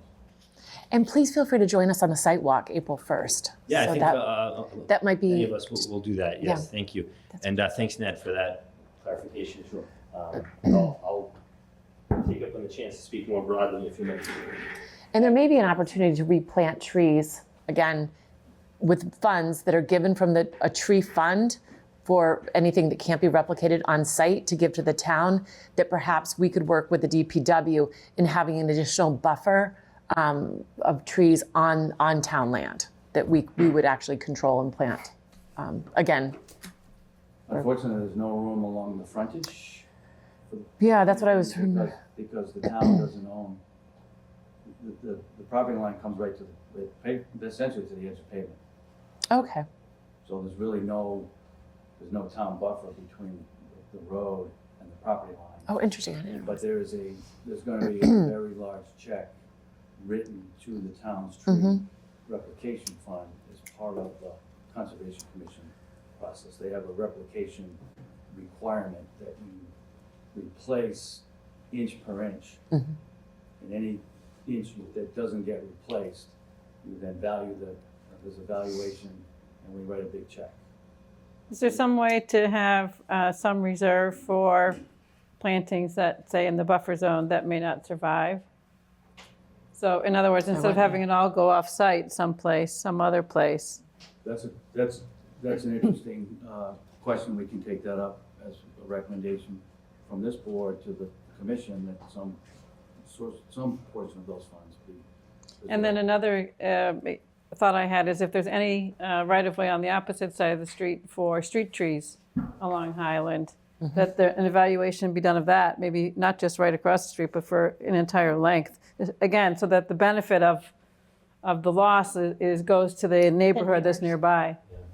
That we'd be happy to, as I said, we've got a big deficit in that tree budget. The more trees we can purchase and install, the better. We'd be happy to work with the town, the neighborhood on planting of street trees, both up the other side of Highland and up and over the sides of Spafford and Buckingham as well. And so just a question is on the site walk, will it be staked out so we can see what trees are not going to be touched? We will stake the buildings.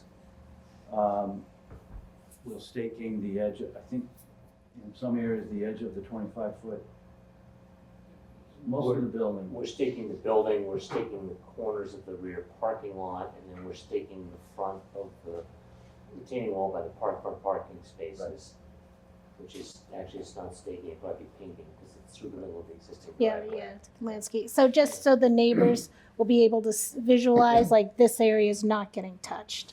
And as part of the construction management plan, that would be nice to see how those no-touch areas will be handled to protect. A tree preservation plan that's substantially the same as the plan that was submitted for Walcott Woods. There's no plan associated with it, though, so what trees are we protecting with that plan? It's everything that's outside the zone of work.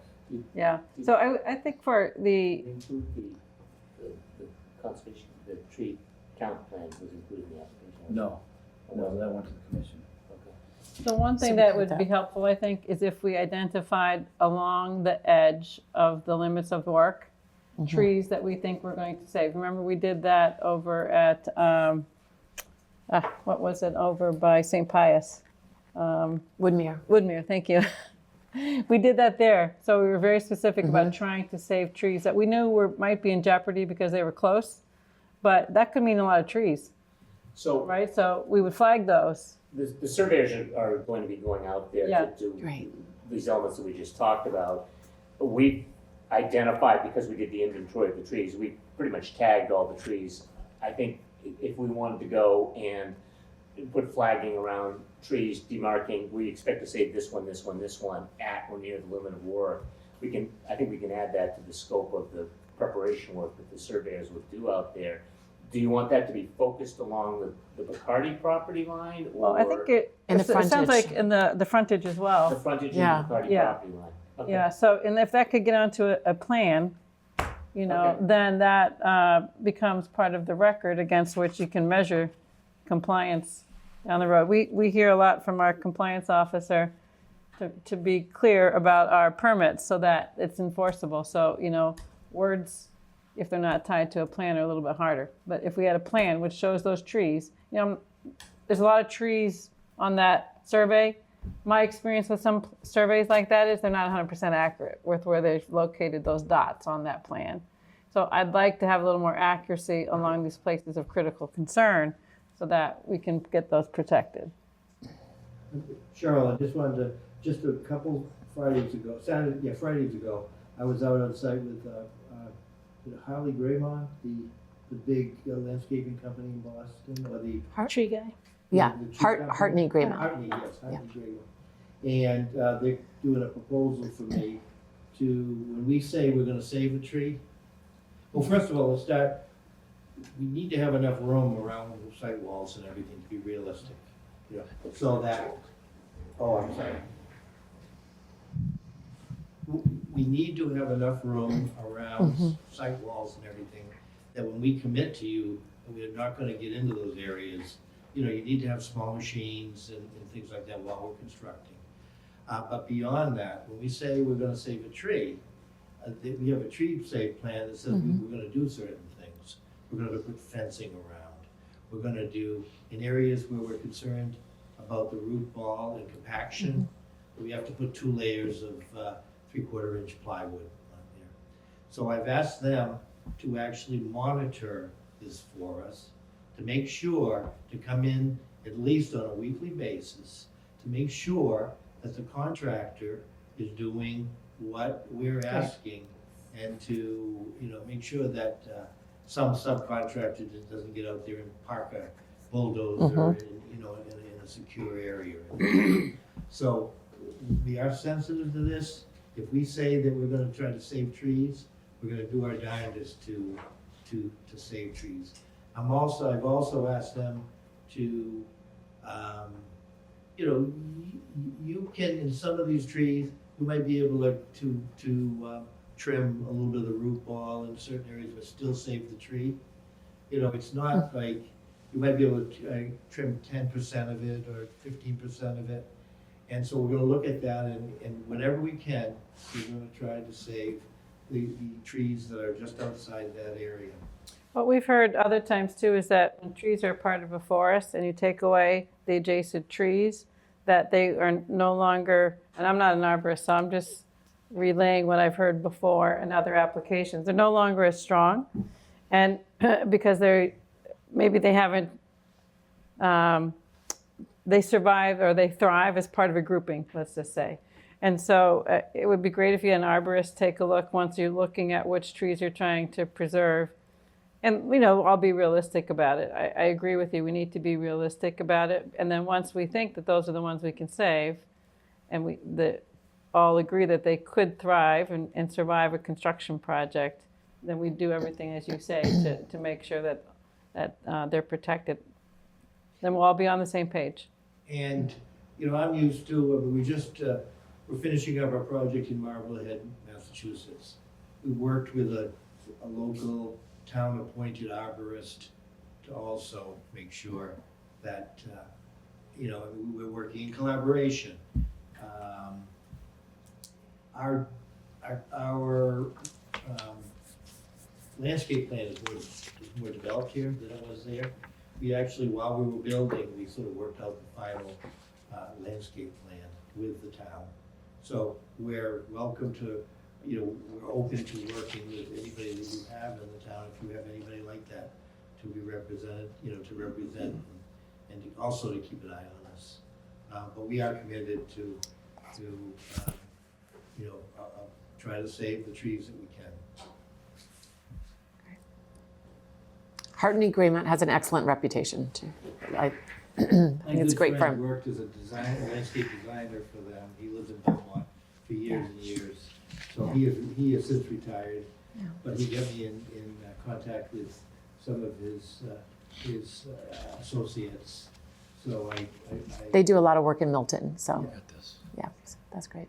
And even when you end up getting to the point of planting, which is, one of the last things to do, is perhaps at that point you even you go over to the neighbor's house and you take a view from the neighbors to where your light fixtures are around the building.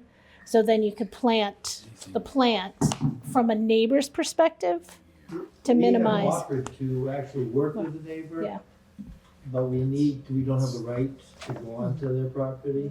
If they want to, gladly meet them with Sashi and do some additional plantings on their property in certain locations, if that offer is out there, and we would do that. That offer's been made half a dozen times in the last 6 months. All right. So you have yet to go traffic this evening. Is that your? We have that, and we have an image of the sign Okay, great. proposed. Great. All right. That will bring up Scott Thornton. Great. From Vaness and Associates.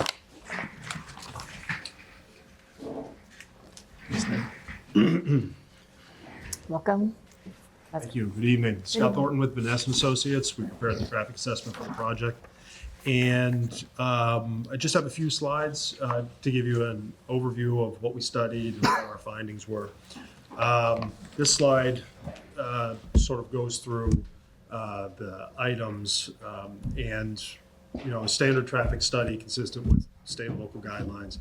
Responsive to the scope, we had that meeting in December where we mapped out the locations and the time periods for study, and we followed that scope.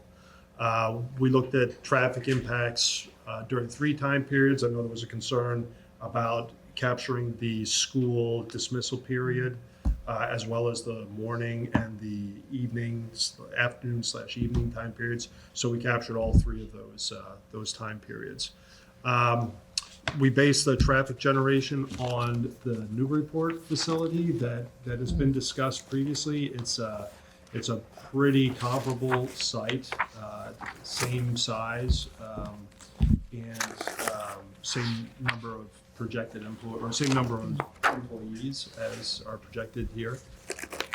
It actually turned out that the actual numbers from Newburyport were greater than the numbers you would apply from a from the ITE. Yeah. So we applied the greater number. Yeah. We thought that was conservative and appropriate. Yep. We did notice that there's that some traffic calming measures could be implemented out there in the neighborhood. But I think it's important to note that Northridge has the ability to be flexible with their shift changes and their employee staffing. They're proposing 3 shifts. I'm sure it's been discussed previously, but the majority of the employees are on the first shift. There's fewer employees on the second shift, and it was really just a skeleton crew that's there on the third shift. So, and they have the ability to shift those times. Can I just, while you mention that skeletal crew, is it possible that skeletal crew can park in the parking lot closest to the building so that the lights can be shut down on the upper parking lot level? during the night shift, that latest night shift? I'd like to take another look at the numbers, but we'll take a look at that. That would be great not to have those lights on that upper lot shining throughout the night. Which you considering the upper as opposed to, are you considering having them park in the rear? No, I'm No. talking about the upper, Closest to the I would like at the latest hours, like the middle of the night, to be parked closest to the building. Got it. So you can shut the lights off on the the rear. main that big parking lot. And that's really just for, Winter Valley's right there, and you may not think of it because of trees, but in the winter, again, it's defoliated, and then also for wildlife. Got it. Okay, so this slide shows the study area that was requested and incorporated. So we looked at 6 intersections, 4 along Canton Avenue, and then a couple intersections, Spafford Road and Buckingham Road with Highland Street. The locations on Canton Avenue are signalized, and obviously the Gulliver Street and the intersections with Spafford and Buckingham Road are unsignalized. We did counts out there in January of this year, following the discussion in December. We looked at the time periods from 6 to 9 in the morning, 2 to 4 in the afternoon, and 4 to 6 in the afternoon/evening. We also captured, so in terms of peak hours, we observed it generally along Canton Avenue between 7:15 and 8:15. In the dismissal period, generally around 2:15 to 3:15, and then the evening peak hours seem to be closer to the 4:15 to 5:15 range. We also did speed measurements on Highland Street, captured the average and the 85th percentile speeds, and they fluctuated between 22 and 28 miles per hour. And that's based on 2 days worth of data, so about 8,000 measurements altogether. Highland Street carries about 4,200 vehicles per day, so there's some traffic. I know, it's crazy. Traffic. 40, yeah. So the next slide shows the trip generation. And again, this is based on the Newburyport facility. And what we observed there, again, just a mechanical counting device. We're able to get the daily traffic, and then the morning, the afternoon peak hour, and the evening peak hour. And so in the morning peak hour, relatively few trips, about 15 total entering and exiting. The afternoon dismissal period, you've got the combination of people coming in for the second shift and people leaving for the first shift. So that's a higher number. It's about 36. And then the evening time period, it's about 21 trips. So of the 3 time periods reviewed, the site would have its highest peak in the afternoon time period, but that's also where the lowest volumes are of the 3 time periods that we looked at. For the morning peak hour, the afternoon peak hour, the evening peak hour. That afternoon peak hour has the lowest traffic volumes on both Canton Avenue and on Highland Street.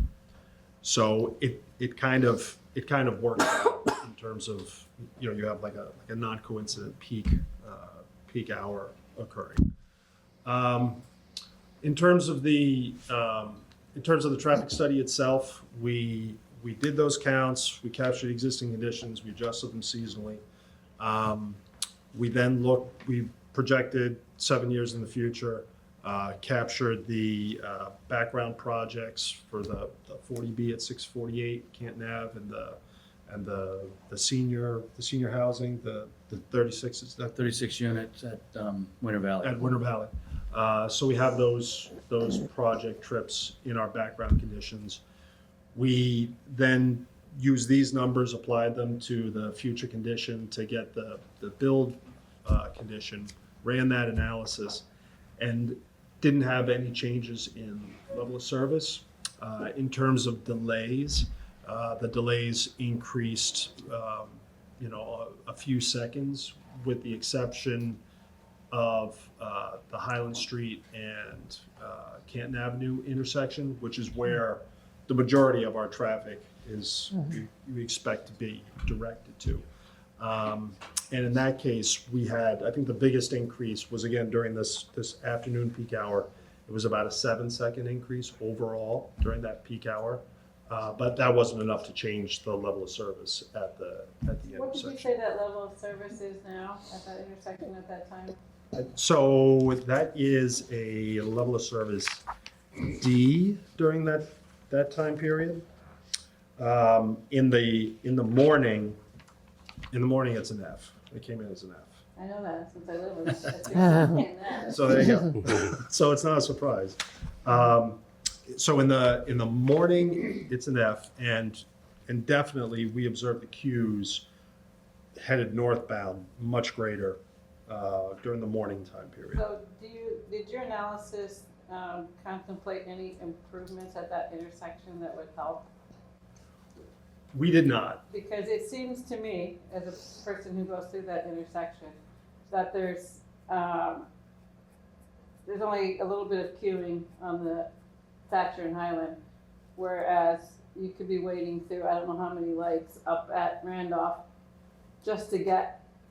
That's why it's all the way backed up. But part of that is that intersection, this particular intersection, when you wanted to make a left turn, you could back everybody up because there's cars coming in the other direction, right? Yeah. Yeah. And there's no land really to make a left turn lane. Right. But I guess, is there a way to improve that intersection? Yeah, it's possible that some optimization could work, modifying the green time for the northbound approach, or maybe changing the phasing so that there's longer lead time that's available. In terms of geometric improvements, it's really constrained. So I don't know how a lane could be skewed. And part of why I think we asked for some of that extended intersection study, would there be changes to signalization at that complex intersection with Randolph, right? Yeah. I mean, with Reedsdale. So we have multiple streets coming into that same intersection, right? Right. So, to relieve traffic problems on Canton, but Highland's going to experience them too if you can't get through that intersection as well. So, saying it won't change it from an F to something worse than an F, well, there's nothing worse than an F, right? So, and you focused on the fact that it's the afternoon time is a D, which even that's not the worst time, so it's still a D, right? So, I mean, I guess the feeling of neighbors is that any incremental increase is a problem. So we're looking, and this is where For solutions. we're looking for some help. Yeah. Yep. Yeah. And sometimes the outcome of a project is maybe finding a better solution. So And they, Julia just reminded me, they just recently put the left arrow on Thatcher, which I went through. So I'm wondering if that helped, like if you're coming up Canton. Yeah. And so I think that helps. But so I kind of feel like though if you put another lane in, I know that would get the traffic through faster, but then is that really going to? At the library. Yeah. Yeah. Is it, Right. is it Like helpful? you may move more traffic up to that Yeah. intersection where they park. Yeah. We're waiting for the. They do have a right, you can turn right at Reedsdale. So there are two lanes coming down to Reedsdale. At the library, yeah. So there's a straight left and there's a right, and you can turn right on red. The real constraint is the northbound approach to Reedsdale, to Thatcher Highland, because there's no room to add a lane because of the wetland on the right-hand side of the property, right? I mean, the left turn only works when there's an arrow and when you don't have traffic coming in the other direction. Otherwise, somebody's waiting to turn left, they back everybody else up. Yeah. But, I mean, this is a conversation that we know is more regional with the talk of potentially of a school nearby, and access is going to be Canton Ave as well. So I do think, while this project is only responsible for certain amounts of it, since you're on the team and you're already looking at this, if you have any contemplating that could be coming too, and that would be coming at that peak time, would be adding some too if you're going to a middle school, right? So if you even have suggestions for things that the town should do, you know, to look at, that would be beyond the scope of this project. I mean, it would be nice if this project could do something incremental, and even if that is some, you know, suggestions of other work. Yeah, I think we can look at that. Yeah. That's great. And we're trying to coordinate another meeting with the, I've been off all this time, sorry. we're trying to coordinate a meeting with the Traffic Commission. Okay, great. Take a second look at issues of cut through and what things that we can do. We've talked about, you know, there are occasionally radar speed signs that go out and they move, the town moves them around to different locations. And they seem to be effective when they're there because it alerts you to what the speed is. You know, we think we could purchase one or two for Spafford Road on either side of the road, certainly for the downhill run, but maybe one for the uphill run. And we'll look at other things like that. I know that the neighborhood has been before the Traffic Commission, has asked for relief, particularly with traffic turning up the hill off of Reedsdale. They haven't gotten satisfaction. We'll take another look at that with the neighborhood, with the commission, and see if that at least moves the needle on the commission's willingness to adjust its position. So That's great. So that stole a lot of my thunder there. But, No, sorry. We were just getting ahead. We don't want to get ahead.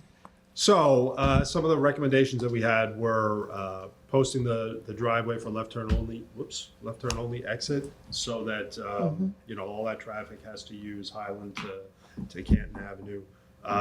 Delivery traffic, employee visitor traffic. We also have for regular visitors or delivery personnel, employees to the site, we're going to mandate that they sign some type of form that's a personal recognition that they should stay off of those ladder streets, the Spafford, Buckingham Road. We have a sample of that. And actually you can jump ahead to that next slide. So it's really just something to reinforce the fact that you know, these trips should not go through neighborhood streets to get to the site. And you know, some of the other things that we had discussed were, as Ned mentioned, the traffic calming measures, trying to you know, raise awareness and conspicuity of the travel, the traffic speeds on some of these roads and the volume on Spafford in particular. But then also trying to encourage other modes of transportation, so that there's even less traffic coming to the site than what we would anticipate and what we would have counted for the Newport facility. we will have a bike area, and that's shown on a plan, but there is a staff shower area in the lower level proximate to the loading area that will be available. There is bus service on Reedsdale Road. You have to kind of walk up and through the hospital property, or up Canton and then up the hill to get there. It's not terribly convenient, but a fair number of employees, I think, would be coming from the south, coming up, using some of that. How about a potentially use that bus subsidy for the pass for them, for the employees? Yeah, that'd be an easy. Yes. That'd be easy. Now, at your other sites, how many employees take their bikes to work? Is We've it? never really done that Sorry. study. We've never really done that study. A lot of it depends on where the location is and where the people live. We always try to get local labor, but through COVID and, labor's been one of our biggest problems. So we try to be creative in who we bring in.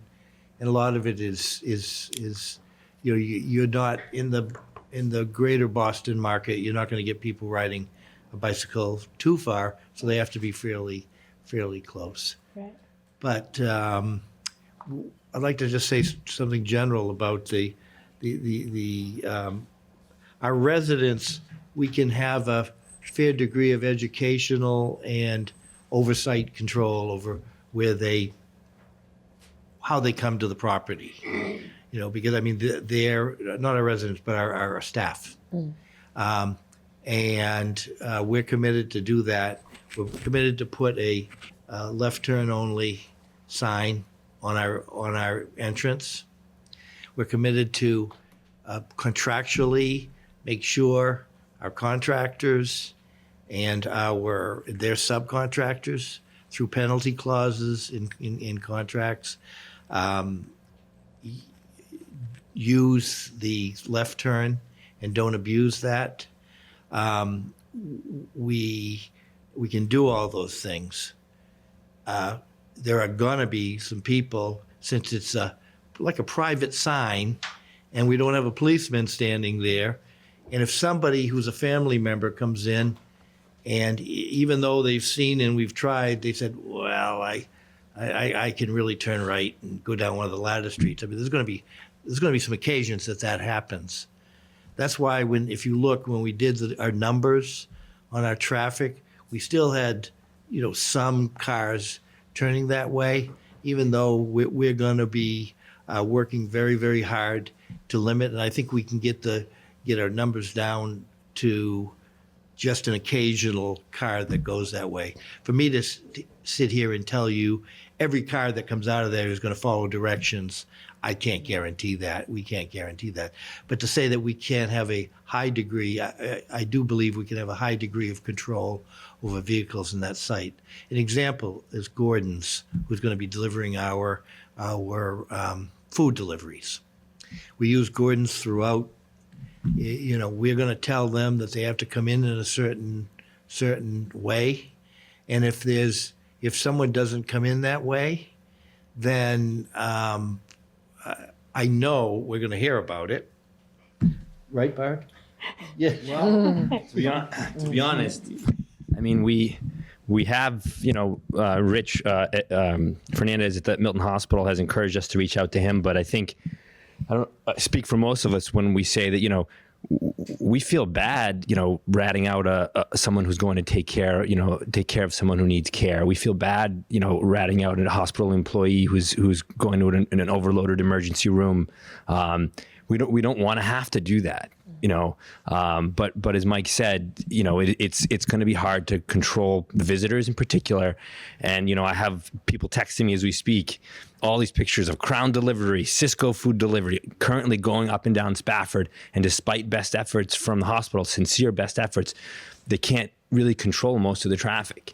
Even ambulances, repeated letters. We've been copied on the emails of letters that have gone out to ambulance providers. They're still coming down. There were 3 that I saw today just on my lunch break when I came downstairs from my home office and looked, sitting on the front stoop in the nice weather. 3 ambulances come by, so I think we have to be realistic about this, and I'd like the chance to speak more about it, but I will just say, to answer Mike's question, we don't want to have to complain. We really don't, because these people are doing good work. We don't want to have to complain about them. And we don't want you to have to complain. We're a little bit different from another development company in that we only develop for our own communities. And our own communities, our goal is to maintain them and forever. So people who live in your community, it's your parents that are coming here. It's our normal resident makeup is about roughly 55-60% of our residents presently are living right in the town, okay? And of the other 40%, roughly, 35–40%, a high percentage of those are parents of adult children who live and work in the town. So in other words, mom lives in New York, and her son lives in Milton, and they visit during Christmas, and they go, Mom is failing. You know, she used to be always dressed in, you know, in makeup to the T, and now did you see how she left the oven on? And when we were there, right in front of us, and walked away, and she never would have done that. We gotta get her a little closer that we can watch over. And Mom says, I told you I'd never live with any kids. I won't do that, you know, to you. Well, Mom, come on, live right down the street. We have a real nice place. You know, you can visit. Now, in this case, that's a typical assisted living. This is a memory care. This is the mother or the dad that now is developing pretty severe dementia or Alzheimer's and needs sort of a little bit more care. But it's the same thought. So that's what we're trying to do here, and yeah. So one thing I was thinking that to address the neighbor's concern, is there any way that the DPW or the Traffic Commission could look at the entrances on Spafford and reduce them, like do a bump out so people won't go down the street as easily, and perhaps take some of the tree money and put it towards a different traffic calming? I mean, we all know trees do provide traffic calming measures, but maybe just at the entrances, take some of that money and just reallocate it. I mean, obviously I'm a huge tree supporter, but I think if you reduce the road entrances, maybe that just might make it more inconvenient. Especially for trucks. Yes, yeah. Mm-hmm. Like on Spofford, you mean? I would say, Yeah, like at the entrance of Spafford, both at the top and at the bottom. 'Cause, I mean, I own my own business in town, and I am in a residential district, and it's very difficult to control everybody coming and going. And again, we do a really good job with our vendors, but it's the truck drivers and their GPSs, and we are on a street that is a no truck street. And they shouldn't even be coming down the street, but the GPS just sends them down the street, and then they run the risk of getting a ticket. So, but if you make it inconvenient for the truck drivers, and where they can't make and just reallocate some of the dollars from a tree to a DPW initiative.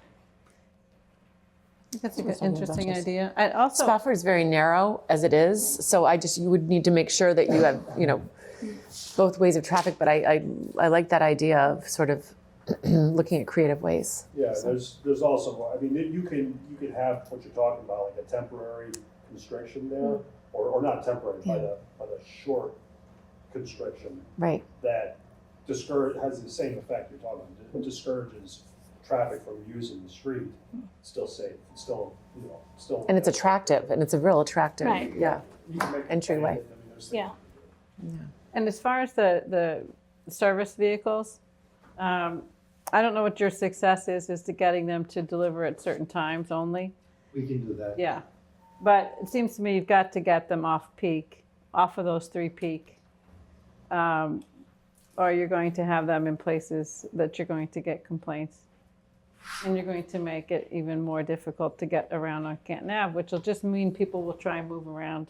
That means not just the trucks are having the neighbors are having a problem with trucks, they're going to have a problem with more cars because people can't get around. And it's more efficient for the delivery people that they're not sitting in traffic, that they're actually getting to their destinations. That What Gordon's does is in that truck is probably the supplies for 10, I don't know exactly how many, but so they plan the day out. So you talk to Gordon's, And remember, we have a lot of leverage with them because they have all our communities. So we talk to Gordon's and we say, you have a restriction in this building. So when they load the truck and go, oh, we can go to these 5 places first because it's not a problem or a restriction. But this one we have to, and they'll load the truck accordingly. Great. And it'll always be loaded that way.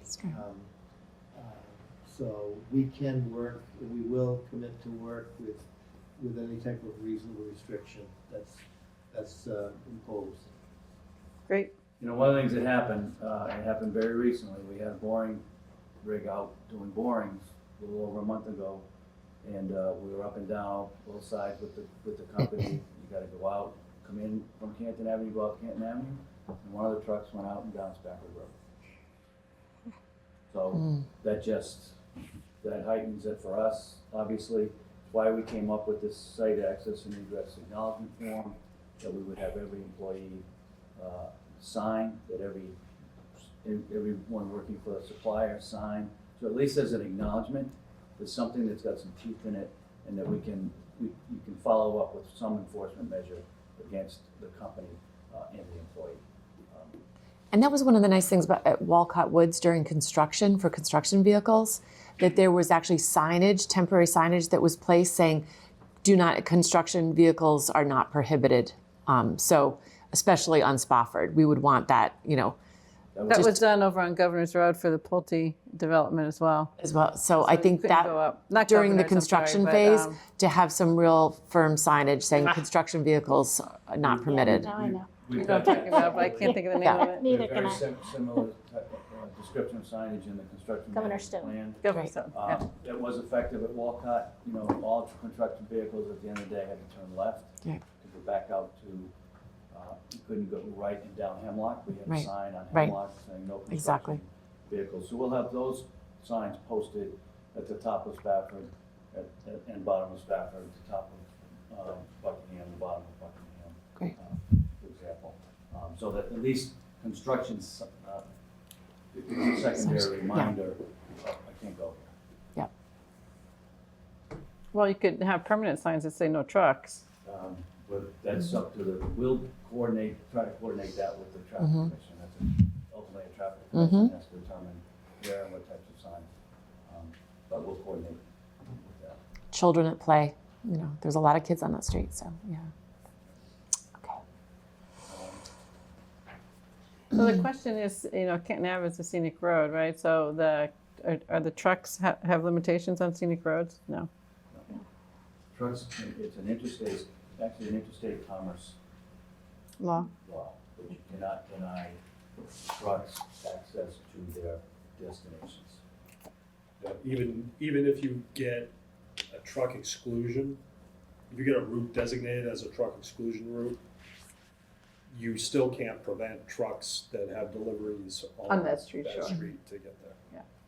And Canton is the longest street in Milton. I think that the no trucks are on, and the scenic designation is Highland Street, right? Is Canton also scenic? Yes. Sections of it are, at least. A good chunk of it. Okay. Any other questions from the We have one more board? slide. Okay. Which is just a slide of the sign. Mm. We provided the sign plan just so that Great. you can see it's going to go right as you're coming out of the driveway. It will be tucked in that corner. We've asked for a rendering of how it's going to sit, so we'll get that. I think I'm a little concerned it's big. I'd like to have maybe a couple of stakes out there at that height, like a couple of 2-bys out there what is it, like 6 or 8 feet tall? Yeah. It's If you're across the street from that, the street's a narrow street. And that seems like a big sign for driving down Randolph Ave kind of size, not a small street size. What about like the season hospice sign? They just replaced it. I don't think it's seasons anymore. I think they changed, but so it's a little bit lower and longer. and kind of sits in the landscape. And it has like a granite base, so having a stone base might kind of, replicate stone the walls. stone wall because it's a scenic way. What's that made out of? I think it's probably a composite material. That can be scaled down too, as far as size. Yeah, more of a sort of a lower, wider sign. I'm sure this is your logo, I'm assuming. It is for the Avitas that we have in different locations. But you could, But have you done something that's a lower sign has a wider and lower? That maybe is sort of the look that we're thinking of with, and we do have, it's very attractive that what we have, something that's on granite. So let or me granite. go to my marketing people and see if we can come up with another an alternative that has a lower and wider sign with possibly a stone base or something. Yeah. That was the. I'm gonna have to wrestle with them, I'll tell you. No. And just how the sign will be lit, I think is also, is it uplighting, or just some soft uplighting on it? That doesn't show any lighting, right? It doesn't show any lighting, but, and maybe it doesn't have lighting, that's. It's gonna have to have lighting so that. Some, soft, maybe, Yeah, we'll get more detail on lighting too. okay, that's great. Thank you very much. Anything else? I know we took care of a lot of questions and requests through the discussion, so if that's it, I'll step aside and. Yeah, I guess. Well, the only question I had was back at the presentation, there was, you guys had talked about the number of parking spaces, which was over the industry, so I'm just wondering if that's been revisited at all? We're looking at that. There is a minimum number of spaces that are needed for the day-to-day operations. They do have occasional events where visitors come in and they need to be able to park those on site. Obviously, don't want people parking on Highland or elsewhere. So that's really the need for those extra spaces. But we are, if we can reduce the numbers, it obviously has a beneficial impact on impervious surface and, stormwater detention and all of that stuff. So,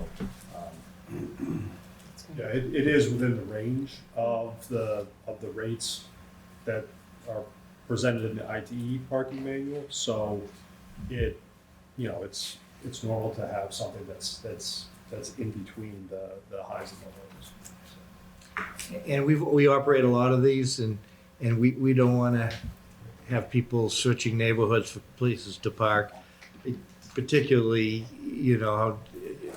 that neighborhood. So we just want to make sure we have enough on site. So, when we have a family day. 4th of July, Yeah. we have family days and things like that. So. All right, thank you. And are we gonna be speaking about the construction management plan at the next meeting? That's what I'm assuming, construction management will be at our next. I'm gonna go through it. We didn't provide. Yep. There's an overview, but. That's okay, because we actually have something that we need to get to on our The next meeting is agenda. fine But the as next long the next meeting, we can go further in detail. So that's what we need to continue. Did you wanna take any comment first? Yes, and is there anyone from anything else, Bart, or? Yeah, well, I would love One- an opportunity, particularly around traffic, to discuss. I don't know if you guys have a few minutes. Sure. Yes, please come join us, yes. So.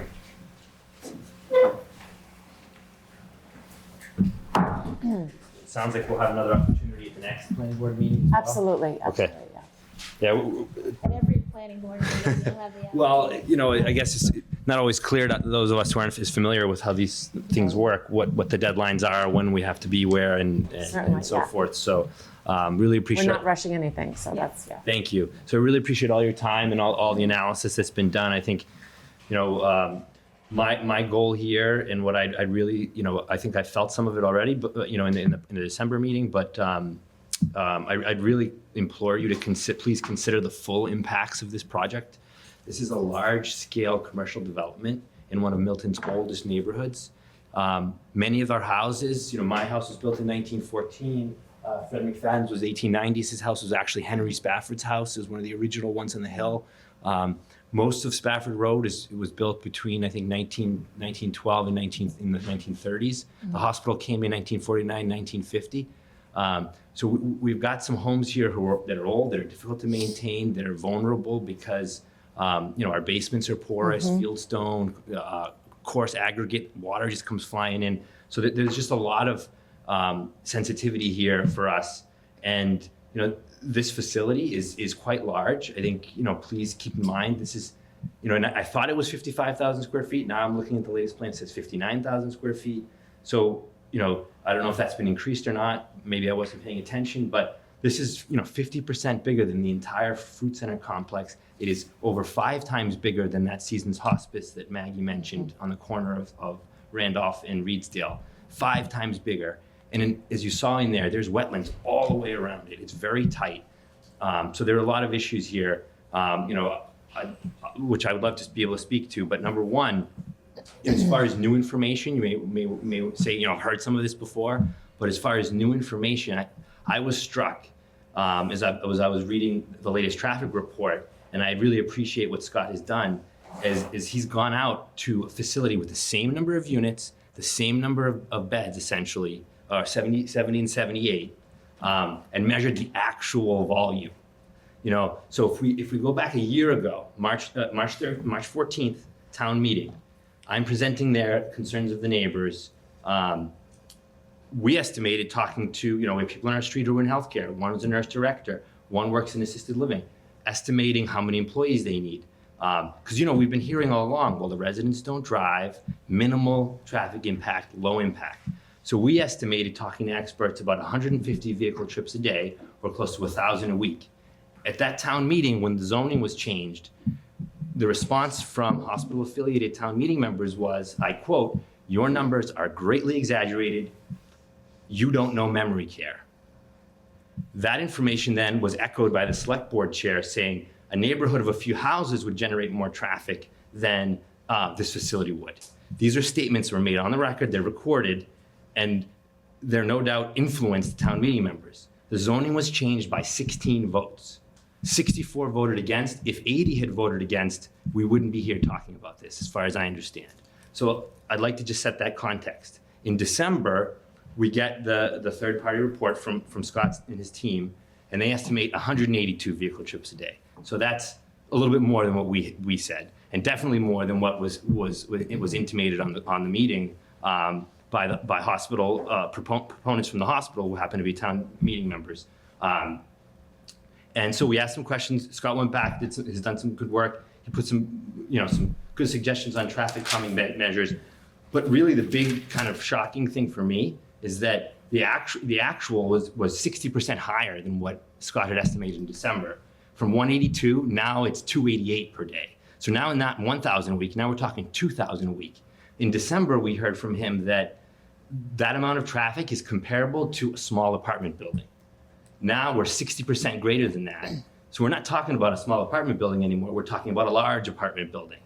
And so, in 2019, when the DPW, and I have the emails from Chase Berkeley, when they measured the volume of traffic on Spafford, we were getting about 1,500 to 2,000 a week on the street. So now you add 2,000 on top of that, and a lot, as I shared with you, and I hope you had a chance to look at the presentation I did in December, a lot of that traffic, absent any changes, would come up Spafford. So we're talking about doubling our traffic, and if not us, then one of the neighboring streets. And then Highland itself is just overwhelmed. We heard staggering numbers for how much traffic there is. So I'd like to just, everyone please consider, we've heard for 2 years now, low impact, minimal traffic, the residents don't drive. But it was never about the residents. They've said they need between 50 and 100 employees, so take the average of 75. You're gonna have all kinds of visiting, operational therapists, physical therapists, daily deliveries, maybe not as much on the weekends, but you'll get more visitors on the weekend. It's everything that they need to run 24/7, a 365-day-a-year care. for a 60,000 square foot facility requires almost 300 vehicle trips a day, which again is 60% higher than what was estimated in December based on actual data. And I would just ask you to please, let's hang our hat on the real data and not on, what's been told to us for 2 years about how the residents don't drive. We were never trying to dispute that. That is a fact. But everything else that comes with it, the real data suggests that, from an exact same facility, same size, same number of beds, it's quite a bit higher. If we had this a year ago during town meeting, it leaves us wondering if people had the real information and not these slogans, that maybe they would have voted differently. So, all we needed was 16 votes and the zoning wouldn't have passed. So please take that into consideration, that the real situation is not what we've been led to believe for 2 years. And then add those 2,000 extra trips a week to the Winter Valley project, add them to the 40B on Canton Ave, and then the potential school that's coming up. And Cheryl, I just don't know that intersection is, I think that intersection is doomed. It's only going to get worse. We appreciate the left turn out of the facility. That would help the ladder streets. However, that kind of really doesn't help that intersection. Forcing everyone to turn left when a lot of the traffic's also going to want to turn right to get on 28 to go south and points east is just feeding a bottleneck. So, selfishly, I could sit here and say, yes, we love the no left turn sign, but if we're going to look at this holistically and factor everything in, it doesn't help the traffic situation more broadly. So that's concerning in and of itself. And is new information I think we need to consider, and maybe is enough on its own to give us pause to say, wait a minute, this isn't a low impact development. This is like a large apartment building would be. And not for nothing, but we've been not so subtly told to kind of drop our complaints because maybe you're lucky that you're not getting a 40B right there and this is better for you. Well, it doesn't look like it is. It looks like it's comparable. So, and the 40B, which leads us to the next point, ends up having, probably the same issues that they have, which is they are jumping through hoops to try to fit this huge facility in and around all these wetlands. We heard from Paul on Tuesday night at the Conservation Commission. He said there is a tremendous amount of water that passes through this property. There was a lot of discussion about the wetlands right in the front. And I don't know, Tim, would you mind bringing up the plan? In Ned's presentation, the slides, I think there was one visual there that is very illustrative. Thank you very much.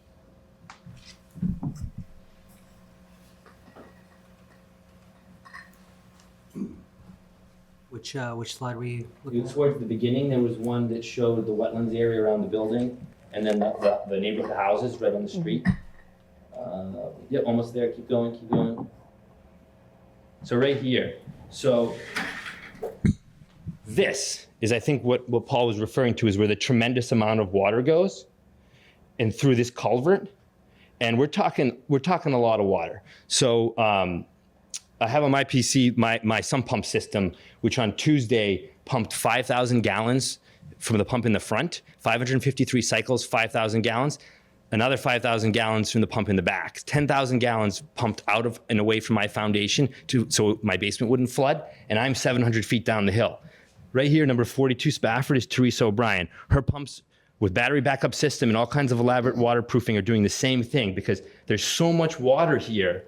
And now, yes, all of the focus has been on rightly so, containing stormwater on the property, but that stormwater goes into the ground and becomes groundwater.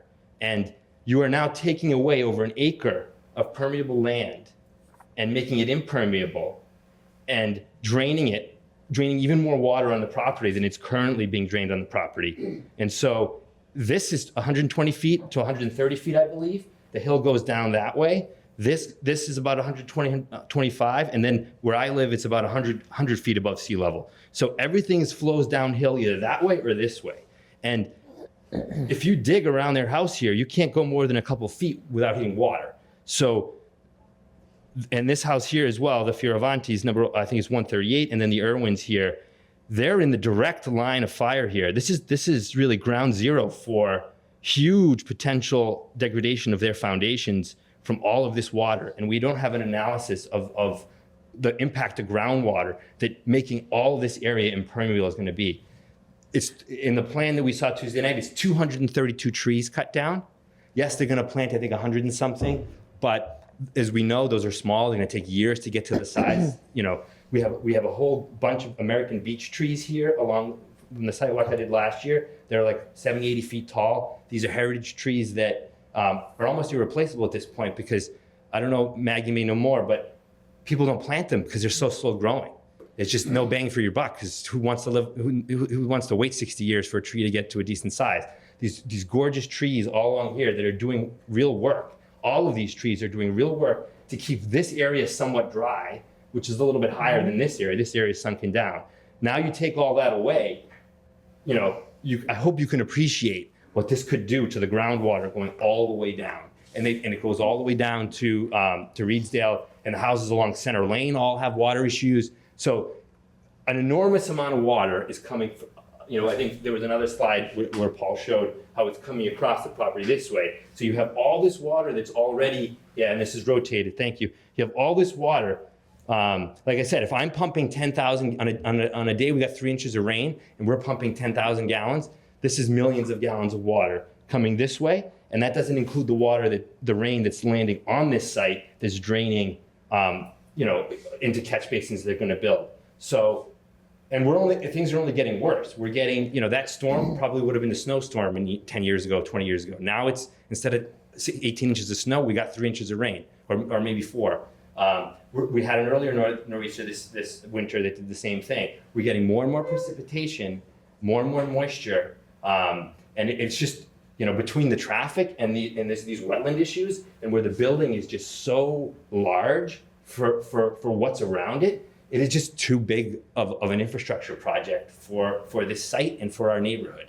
And you know, the sewer issue again, you know, I know Ned covered that, but you know, it's one of these things where we were reassured that wasn't going to be, you know, that was going to be taken care of with Winter Valley. But you know, whether it's too much capacity, whether it's too expensive, they don't appear to be able to reach an agreement. So now we've got a street again with, and I don't know what year the sewer line was put in on Spafford. Thank you. I don't know what year the sewer line was put in on Spafford, but there's 20 houses here. There's 70 units here. There's 20, 25 employees a shift. There's visitors. There's 300 fixtures of sinks and toilets and showers. You're going to add that into this existing sewer line of 20, which is handling 20 houses at the moment.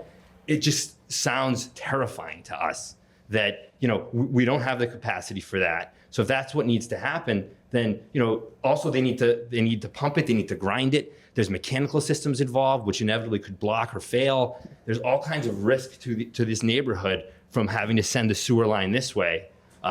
So, you know, all these things taken together, this is such a huge disruption.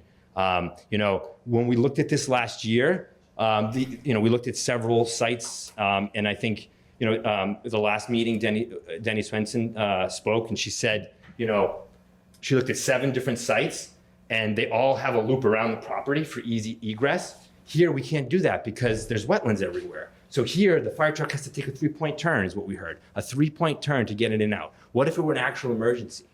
You know, all the delivery trucks have to back up and out and beep. And, you know, we're talking about lighting, which I have a great deal of respect for dark sky and all of that. I really appreciate that. But we're not talking about sound and what the sound pollution is from that. The sound pollution from all the systems of such a huge facility, from the generators that might be needed, you know. So the impacts here are far ranging, and you know, the other sites that we looked at, the other Avita sites, you know, and particularly the one in Needham, I think it was done in 2012, 2013, it's 49,000 square feet, 20% smaller than this. It's on Needham Park land. It's 2 minutes from the highway. It's on a road with a shoulder on both sides, much wider, in and out, don't have to drive through any side streets, any narrow street. Highland itself is extremely narrow with no shoulder, no bike lane. You know, the telephone poles keep getting clipped by trucks in their mirrors, you know. So that building is 49,000 square feet. Why does this one have to be 60,000? Couldn't it be 49,000 square feet as well and be just as profitable? I mean, no, maybe not as profitable as 60,000, but if the one in Needham is still in business, then, you know, you reduce this by 20%, now maybe you don't need as many parking lots. Now maybe it's easier to do a better egress plan. Now you don't have to cut down as many trees. You know, trying to force this large of a building into this tight of a space given the wetlands, and these narrow streets with the overwhelming amount of traffic we're already getting is just, you know, a long-term huge problem for us. And we'd please implore you to consider all of these impacts. And then, like I said, the real traffic numbers, the actual data from an exact same facility size and scope is 60% greater than what we knew in December. And it's, you know, greater than what we said in March at town meeting when we were shouted down for greatly exaggerating. Turns out the real numbers are twice what we presented. And so, you know, I'm getting a little animated, but it's like, you know, it's just very frustrating, you know, and it's no comment on the you know, the company and the great work these people have done and the other businesses they run successfully. It's just for us in this neighborhood in Milton, you know, our town, you know, we talk about the master plan and how it's, you know, this was looked at as a site for development. Well, the neighborhood, you know, I wasn't involved in that master plan. I didn't know that even existed. Most of the people in the neighborhood were not involved in that. And maybe it looked like a good idea. But now that we have all this new information and we know there's just so many compromises here, you know, we've got to think about what's the best land use. And the consequence of changing the zoning here is really, really massively significant for this neighborhood. This was residential, it should stay residential. You know, there was a bid for 4 houses from the dev group. You could do 10, 20 townhouses potentially. You could even do a small affordable housing that would all serve the town better than what this would and be far less disruptive. You know, if only 55% of the residents here will even be from Milton, there's really not that many people in the town that benefit. And all those other uses would generate almost as much tax revenue. First of all, first it was $300K a year from this, then it was $275. I think the latest numbers in the Patriot Ledger were $250. That's about $25, $30 a household. You put 4 houses, 10 townhouses, you're over $100K in value, in revenue. You're not far off. The Bacardis have been paying $50,000 a year for 20 years. Most Spafford, we're all paying $15,000 a year. You add us up times 20, you know, we're in the millions. You know, the tax revenue that we've all been providing is significant, and it dwarfs together what we're looking at here. So please, we implore you to just look at this thing holistically, and really the traffic numbers alone, now that we have actual data, it's just striking how much higher it is than what we were led to believe. So I please ask you to read that traffic report and take that into account. We've also have a petition going. I was a little late sending it to Tim today. I think we've got about 250 signatures from the neighborhood and other residents. So we'll be sending in a list of that, you know, and we would really appreciate you considering our petition opposing this. And we, you know, a lot of these points that I mentioned are in that. So thank you very much. Thank you, Bart. I'm happy to answer any questions, or if anyone thinks what I've said is inaccurate. I've spent a lot of time reading these documents and following the bouncing ball. And, you know, I think what Scott said at the beginning there, where they put in actual data and Ned acknowledged they did, you know, put in the real numbers to their credit, rather than try to hide that. So, but still, the real numbers paint a different picture than what we were led to believe. This is high impact. This is a lot of traffic and a lot of other impacts to our neighborhood. Tim, thank you. All right, may I ask Tim a question about one of the major concerns Bart mentioned, other than the traffic, was stormwater. I know you mentioned that we have stormwater peer review underway. When do we expect that in? So we were able to get a scope of work and a contract signed with Tetra Tech, which is an engineering firm. They've been actually assisting the Board of Appeals on the 40B reviews. Engineering and DPW are very comfortable working with them. So they've gotten their notice to proceed on that. The contract that they have estimates a 4-week turnaround on a review of all of this. I'm hoping that's on the high end, but we'll want to definitely schedule around that, and I can keep in touch with Sean Reardon, who's the principal on that. So is that underway right? Is that currently underway? Because that was a question I had. Yeah. So is he a week into it? If it's 4 weeks, what are we? He's a day into it. Okay. And then maybe this is a question for Ned. Is the Conservation Commission having their own peer review done, or are they just working off of what they have? They've asked for the peer review reports that come that, from. that comes from. And then in the borings that have been done, how low below existing grade is groundwater?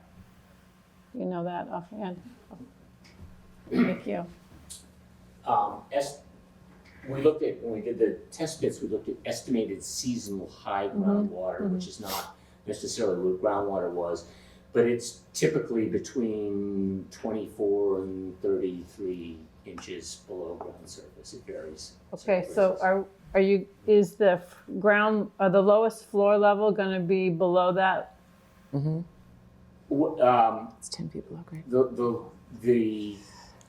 Yes, where we have the retaining walls cut in, will go below that. We will. So like 10 there's feet a below lower grade. floor for the Where the for lower the floor, resident. where the lower floor, the lowest part of the lower floor is at grade more or less, but then when we start to have to nestle the building like what the architects talked to into the hill, that will be below seasonal high groundwater. So like near where the Bacardi property is, the south end, where That's it's 10 feet there's below a grade. cut, right? Right. So that that floor now is below. So what I'm asking is it going to be pushing groundwater out because you're going down into the groundwater? Groundwater will need to be drawn down behind foundations and retaining walls. And how will that be done? Would you back drain them? And then that's piped. It will drain to the surface. But what happens is it's not going to be a massive, because the soils are crazy tight. I mean, I think a lot of it. I mean, I don't know what's going on in the neighborhoods because we haven't looked at it, but you've got soils that have very low permeability. It rains, it goes through, and it just sits there and has no place to go. So it works its way into foundations and that type of thing. Right. So I guess I'm still trying to understand. You push a building down, it pushes the water out, and you're going to do what with it again? Try and explain that to me. I think from above the property, let's say, the groundwater as it comes down will either drain towards the wetland on one side or towards the wetland on the other side. So then what does that do to Bard's concern about rising levels in the wetlands? He's the other side. So we've got so it's where we'd actually be lowering the groundwater level in the immediate vicinity of the building by relieving the hydraulic pressure. There's two reasons. One, you don't want the retaining walls, you do it so that the water pressure doesn't tip the wall over. And the foundations, you've got that concern also, but you also don't want water coming into the basement. So you have to relieve groundwater behind the foundation walls and the retaining walls. All of that is on the project side of the wetlands that we're talking about. So groundwater would be lower, it would then drain its way out into the wetlands and become surface water and move off site. So, all right, so it's going down, it's going out, and there's no wall at the street to block it and keep it retained like a pool from going under the street and over to the other side. It wants to follow the east intermittent stream and flow as surface water. It wants to go north with the rest of the surface water under the driveway and out towards the vernal pool. It doesn't want to go up the banking towards because it's sloping down the other way. That's right. So when it emerges from the ground, it then becomes surface water, and it will follow the intermittent stream and work its way to the north. So when you are committed, I mean, you're a design professional, an engineer, and you have to meet the state standards, right? Mm-hmm. So when you meet those stormwater standards, do you also take into account that change in the groundwater? Are you only that you're pushing out by putting the building down? The stormwater standards don't necessarily go into that. They talk about, we're obligated to recharge groundwater. But there's no recharge capability or very little, right? Well, there's very limited. The opportunities to do so are very limited, okay? Yeah. And that's the hard part about trying to do this. And so, we are providing groundwater recharge to the extent that we're obligated to. In fact, we're going beyond the extent of what we're obligated to according to the rules. So Tim, can we ask the peer review to weigh in on this question too? Mm-hmm. And this is something I have just become more attuned to because I've been very carefully following the 648, 652 Canton Ave and the stormwater and the groundwater challenges with that proposed development, and so is Ned, and he's very attuned to it. And so it is an issue in, and not just over where this property is, but a larger regional area here, because it is part of everything that's flowing down to Wendell Park and basically into the brook and into the river. It's all coming that way. And I was told by neighbors when Indian Cliffs was built that started to flood basements, around where we live. And then and they didn't contemplate that either. So I think his questions are valid, and I think we need to have, if that's not an obligation of the stormwater regs, then I accept that. But I do think we need some assurance or someone taking a look at it, because we're not the experts. So we always like to have peer review. That question came up with the Conservation Commission, and we agreed that we would evaluate. It's reasonable and appropriate. Yeah, okay. Okay, we would welcome input on that and, be responsive to the issues. Great. So Cheryl, if you want to see what happens, is just go down to the end of Harlan Street today. When I was coming here to the meeting, the bottom of Harlan totally floods out. And so there's wetlands on either side of the road, and it's flowing all the way across the whole entire section, because it is all wetlands, and the wetlands can't absorb. Absorb. Yeah, so where does it go when it gets to that one point north? It's going. It's channelized down through property of Winter Valley and. But it's going to cross Canton Ave and get to the stream, right? It goes into the wetland that's at the bottom of Highland and Canton. And it just stays there, though. It flows from there across and down through Wendell Park. That's what I meant, yeah. So it really all needs to kind of. It all goes. That's right. Because we know that Canton Ave stormwater, the 40B stormwater design is contemplating that if they can't do it on site, it's going to overflow into the pipe. It's going to take the water to the same place, right? Mm-hmm. So, there are. That actually goes down Gulliver and not Wendell Park. There are different routes. But it's all going to the same place. It all goes down to the concept. And there are residential properties on Highland that go down 59 Highland, 75 Highland. There's some residential properties that this is going to, potentially affect. So we would want to. There is a channel that runs down along the rear of those properties. Yep. The end of Winter Valley that doesn't overflow. Yep. That water will. One of the things I think Paul explained earlier, that the amount of water that can discharge off is controlled by that wear in the wall. Mm-hmm. And there's only a certain volume that can flow off. One of the things that we didn't show tonight is some additional enhancement to flood storage proximate to the wetlands. So it will handle more surface flooding on the site before it flows off. Because we have to, on the stormwater side, you do have to match what's going on site now. We think, and we need to prove it out, but we think what will happen with the groundwater as it goes towards the wetland, the intermittent stream wetland on the right, is that it may increase the level of the surface water, but that water will flow downhill. Well, only on major storm events. Otherwise, it's just it's temporary. So it's not going. Groundwater follows surface water, generally speaking. So it follows the slope of the land. So that what we found was the groundwater was typically, as I said before, 24 to 30 some odd inches below ground surface, and it varies. But generally, if you were at the bottom of the hill, that's how deep it was. There's a hill in the middle of the site. You're at the top of the hill, that's how deep it was. So that, the groundwater has a slope and a profile to it. Where these wetlands are the lowest areas, there's an embankment coming off of Highland Street, and then it comes back up to where the project site is. So the groundwater continues to go down. So I don't think that what's happening in the wetlands is affecting groundwater levels on Highland Street. Without further study, I can't say that for sure, but it just seems improbable. Not to cut people off, but if we're going to do a study on this, can we table this? Yeah, we are going to do a study, and I just would be curious to know also what the objections by Winter Valley, why they would be opposed to granting an easement. If you have any information on that, I don't.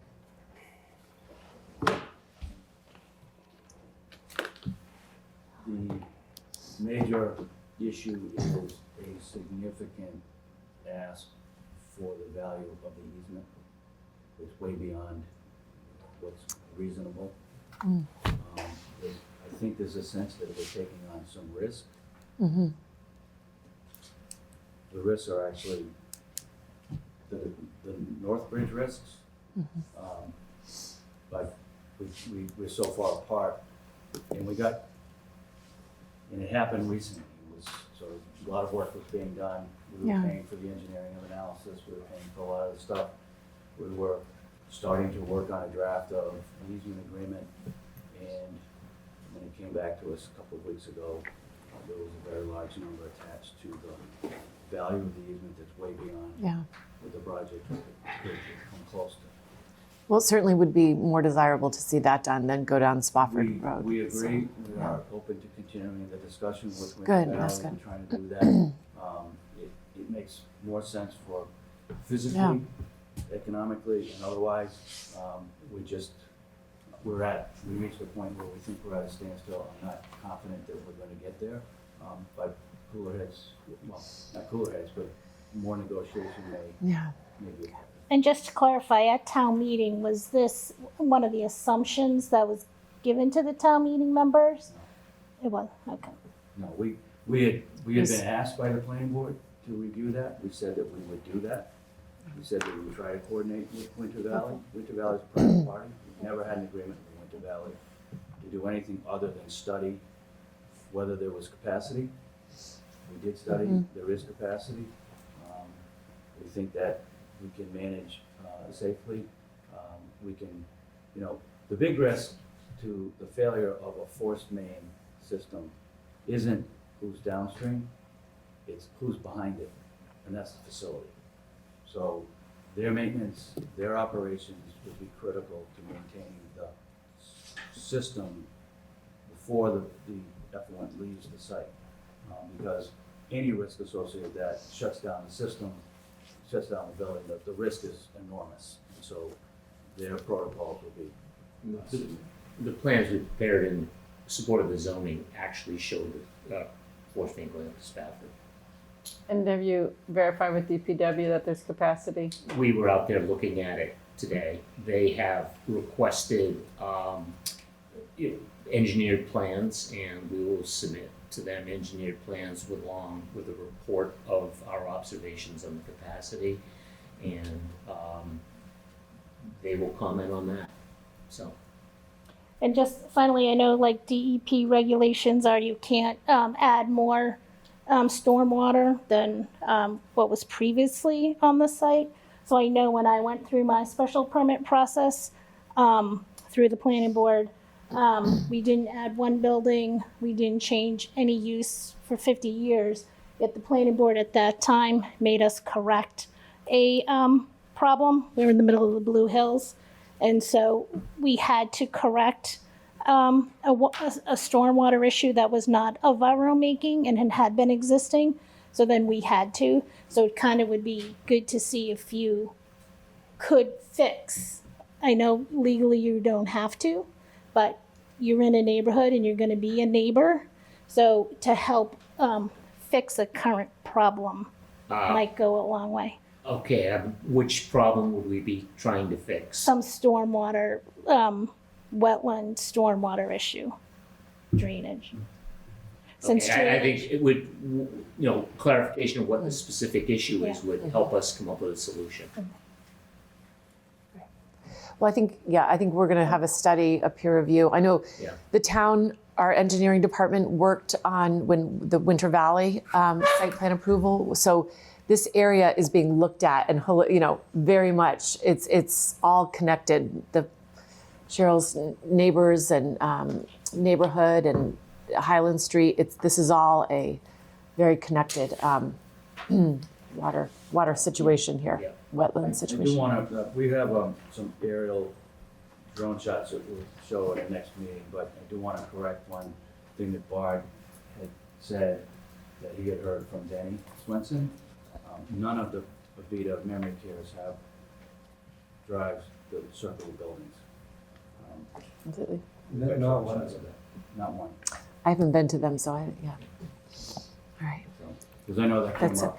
Yeah, thinking of earlier in the circulation, meeting. right. There is no Okay, circular drive around. great, thank you. And when we met with the fire chief to talk about not just fire access, but also standpipes in the building, how the facility would operate relative to his concerns. Has that letter been forwarded to Tim? A letter from the fire department? I don't know. I haven't seen anything come in from. We'll get a final comment letter from the fire chief. That's once great. all is That said would be and done. obviously something we would want to see. So, all right. Well, One other thing to thank you, report, I yeah. have a meeting, I just today learned it was scheduled for, I think for March 28th with the Affordable Housing Trust. Mhm. We did meet once with them on the Affordable Housing Plan. We tweaked it in accordance with what we understand to be their request. We did submit a revised copy of that through Tim last week. The big issue was they wanted to make sure that there was always, that the next bed up was always the bed that was available to fill the next need for an affordable bed. Right. So there will be a total of 4 affordable beds. The initial plan was mostly to have them in the 8 duplex rooms and 64 single rooms. Mhm. We're going to put them in semi-private, but we're going to put the affordables in different semi-privates. But what happens if the semi-privates are full and a single opens? We've got someone on the waiting list for an affordable. And so we suggest that next unit, Right. whether it's a single or shared, will get the affordable. And so I've shared that with Julie Kramer. I think she's happy with that. The trust has to meet and approve it. And we'll get a copy of that plan. Okay. All right. So, as far as the continuation. We've got a few So- folks on Zoom Yeah. Oh, I'm sorry. Okay, great. for comment. Yes, and Sorry. So I'm going to promote Nadine Hanna has her hand up. Nadine, if you want to unmute and let us know your name and address for the record. Hi, everyone. This is Nadine Hanna from 11 Stafford Road. Thank you for the time this evening and for hearing all of the neighbors' concerns. I'm going to speak to a couple of things that, Bard touched upon. Nadine, can you do me a favor and repeat your name and Sure. address? Sure. Nadine Hanna, 11 Stafford Road. Thank you. Welcome. Thank you. Yeah, thank you again for having us. We really appreciate you taking the time to listen to us. I know it's getting late and you have a lot going on, but I want to speak to a couple of the things that have been addressed and some that haven't, and from a really specific angle, and one you've heard from me before. Because first and foremost, I'm a mother. So, when I hear something, see something, or experience something, I do so as a mother before anything else. And my first thought is, how is this going to impact my children? So I'd ask that you guys really take the time to re-ask yourself the question, what is the potential impact of this proposed Northbridge Memory Care Center on Highland, our community, and our children who live here? The dangerous road conditions. When we talk about increased traffic, I hear heightened danger to my children as they walk, bike, and play in the neighborhood. The increased number of vehicles is cited, by Bard in the traffic study. An increased chance of my kid hit by a car. The increased flow of large commercial vehicles cited, giving greater danger. The person texting Bard today with pictures of vehicles was me, and I'm his wife. And it was an Old Dominion freight trailer, a Crown uniform and linen services box truck, an ambulance, and a medical taxi van.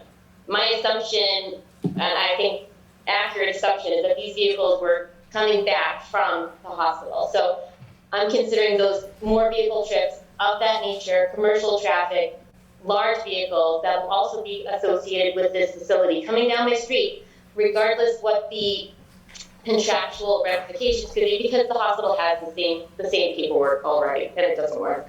The water displacement, Stafford Basin's already get water. We're putting in the constant effort and money into mitigating, not just damaging to the home or the belongings, but there leads to mold issues, which is really unhealthy for 7, 5, and 1-year-olds like I have in my house. In addition to the numerous children in the neighborhood, the sewage overburden. If that sewer line is tied in, and we're potentially looking at now sewage making its way into our basins as well, and the health impacts that would incur for our families, that's terrifying. Deforestation, wetlands displacement, lower quality air for the children to breathe, teaching the children a lack of respect for nature in Milton and beyond. So, we're just be custodians of nature instead.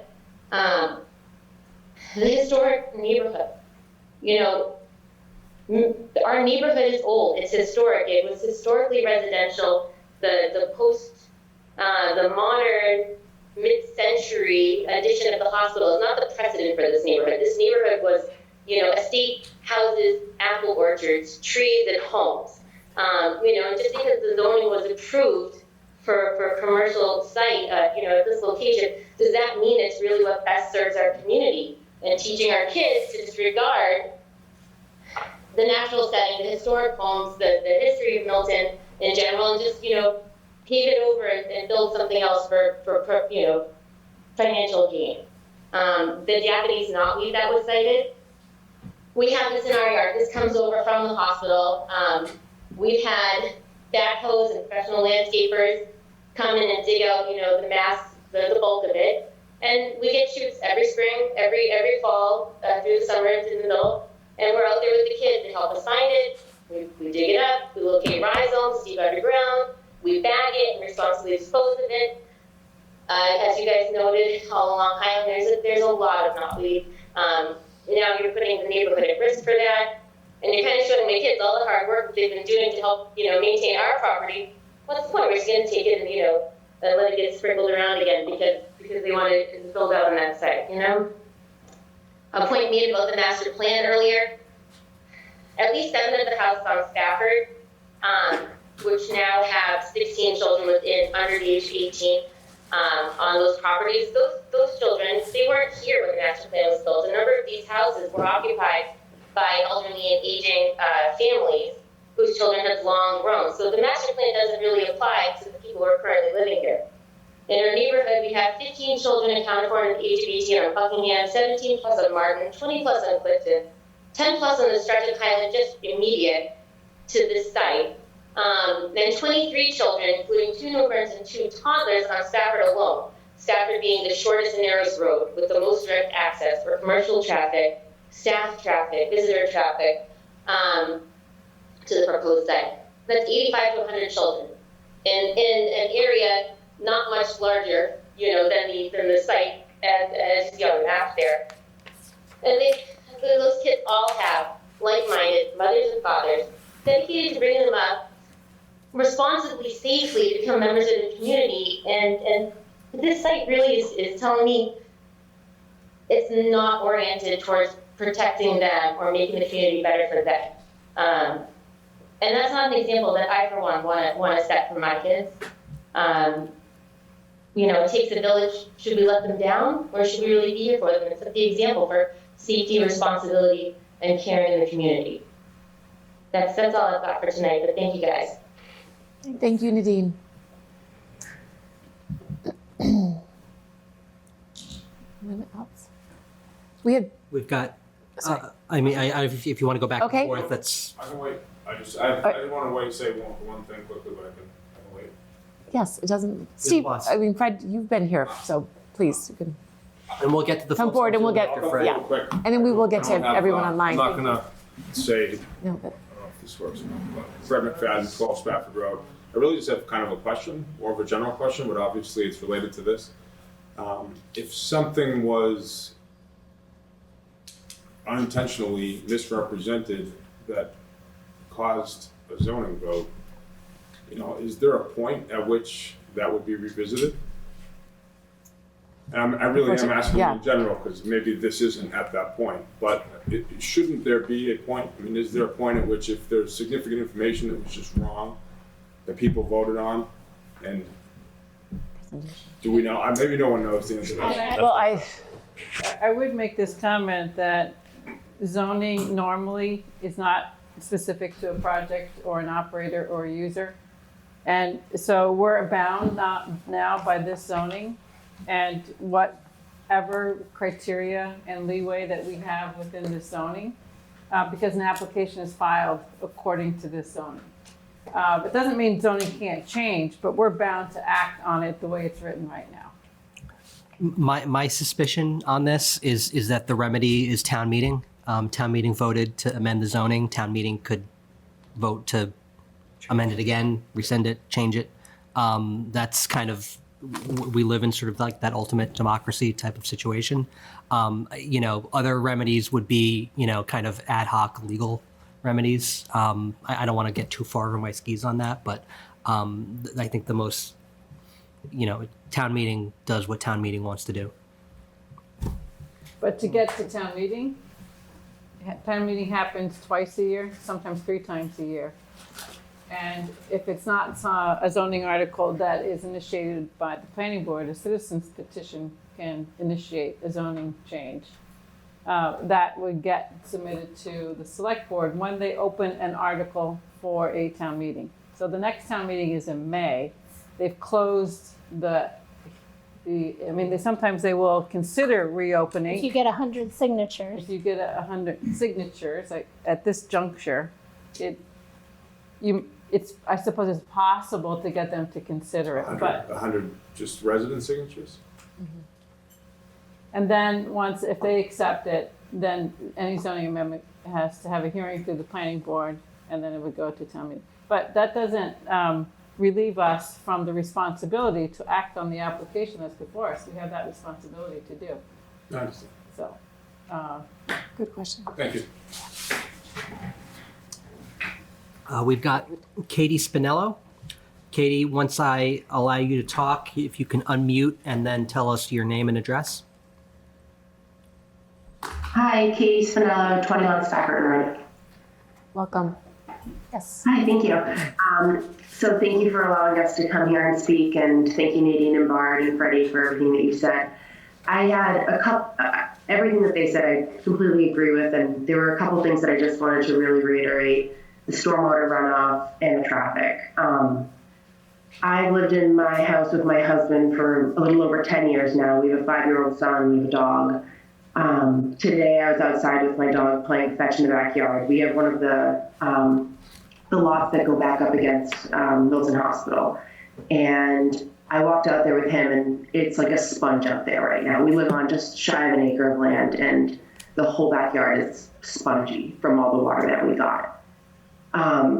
And when we first moved in, we had Mr. and Mrs. Hill to our right. And I remember talking to Mr. Hill one day, and he said that if you've driven by their house, you can see their pool kind of unearthed just from the street.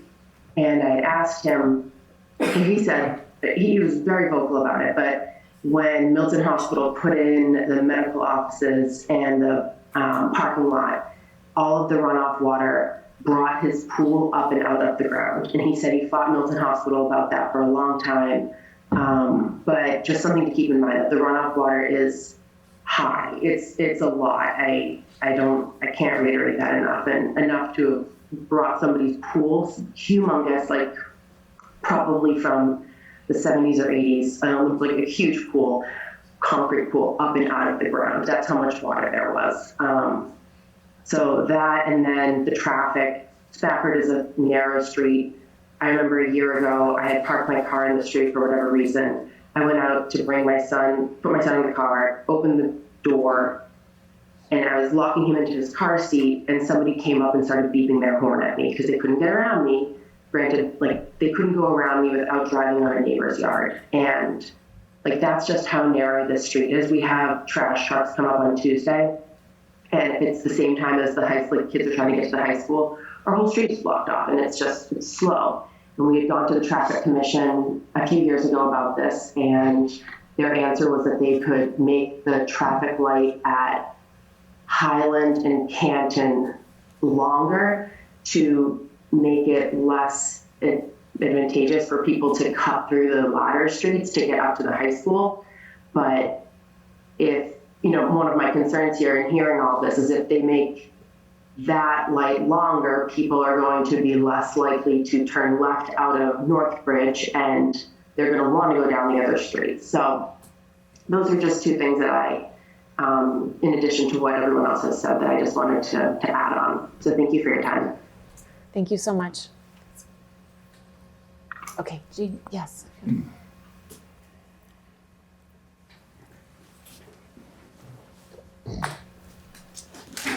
Welcome. Hey, everybody. Thank you for this opportunity. My name's Gina, and I live at 120 Highland Street, town meeting member, precinct 9. Since 7:30, I've been raising my hand, trying to participate in the meeting. And at about 9:30, 10 o'clock, I was afraid that the meeting was going to adjourn and I wouldn't have a chance at all. I don't know how many other people have since, called it quits. Myself personally, and as a town meeting member, my neighborhood is in flames over this proposal.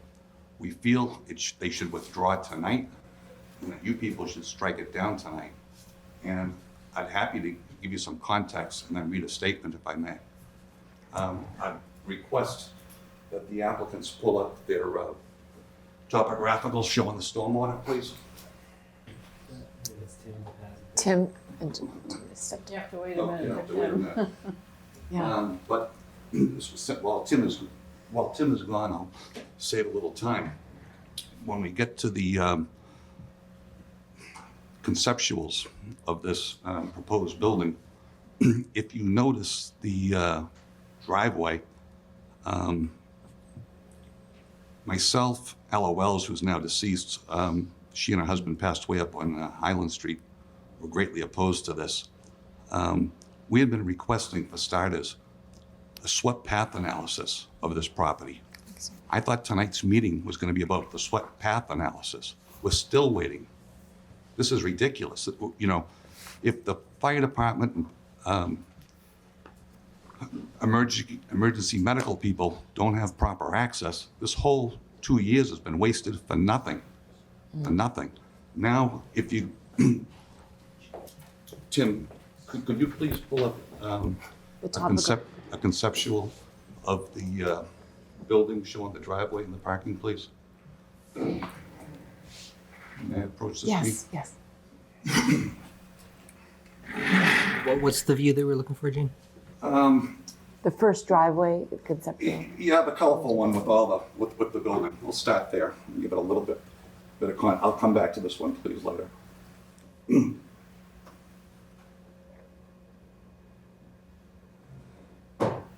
one that shows all the parking spaces on the driveway in color, please. I'm just going to keep going through. Tell me when to stop. Okay.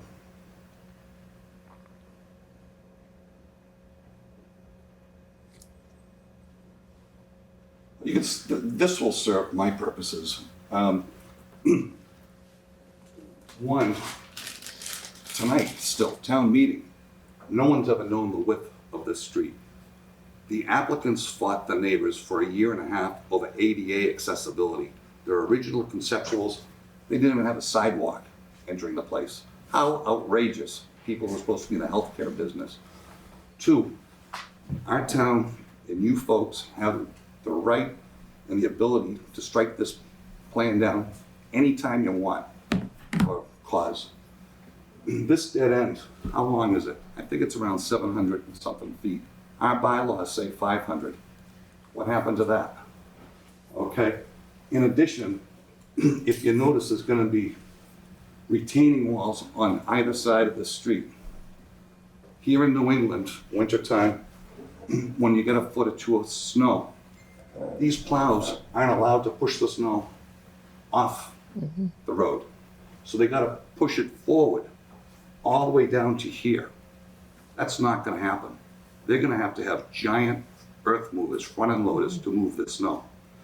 And then if you look at this little buffer zone around the parking, I don't know how many square feet that is, but I can guesstimate that this is 250 square feet.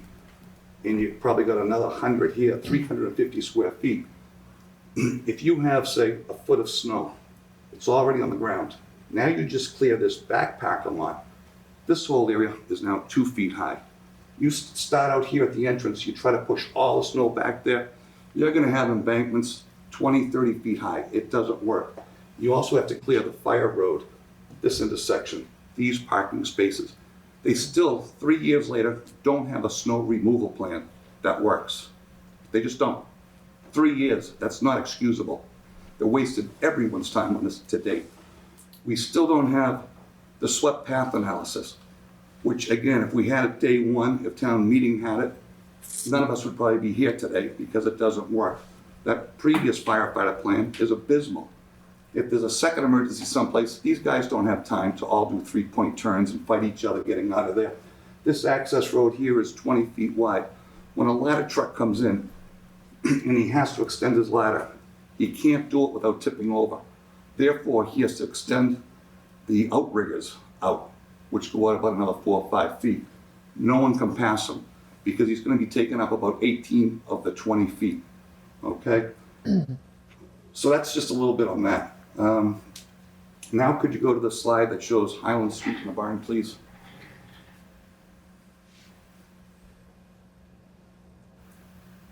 Okay, that's perfect. When the hospital tore down the old farmhouse that was here, the farmhouse, the barn, and the stable were considered historic, okay? And they were considered historic at the time, they said, because of Mark McHugh, a local developer. He lived there. He was of Irish descent. Irish need not apply. Well, it actually goes back further than that. When McHugh got in there, he married Mary Kelly, who was already living there. And the Kellys died, and those two inherited the house and kept it going. McHugh originally worked for the Russell Horse Farm. The Russell Horse Farm went from Canton Ave all the way up to Chickatawba. These stables were here because this was a perennial stream, and naturally a great place for horses to drink and stick them in the barn. McHugh ran the property later on as a cow farm and vegetables and that sort of thing.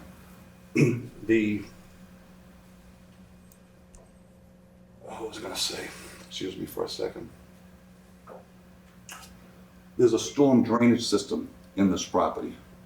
And Philip, I believe it was Philip de Normandy who built the Bacardi house in 1911. That stormwater system has been there, I believe, since 1911 to protect the Bacardi residents and the McHugh farm down here.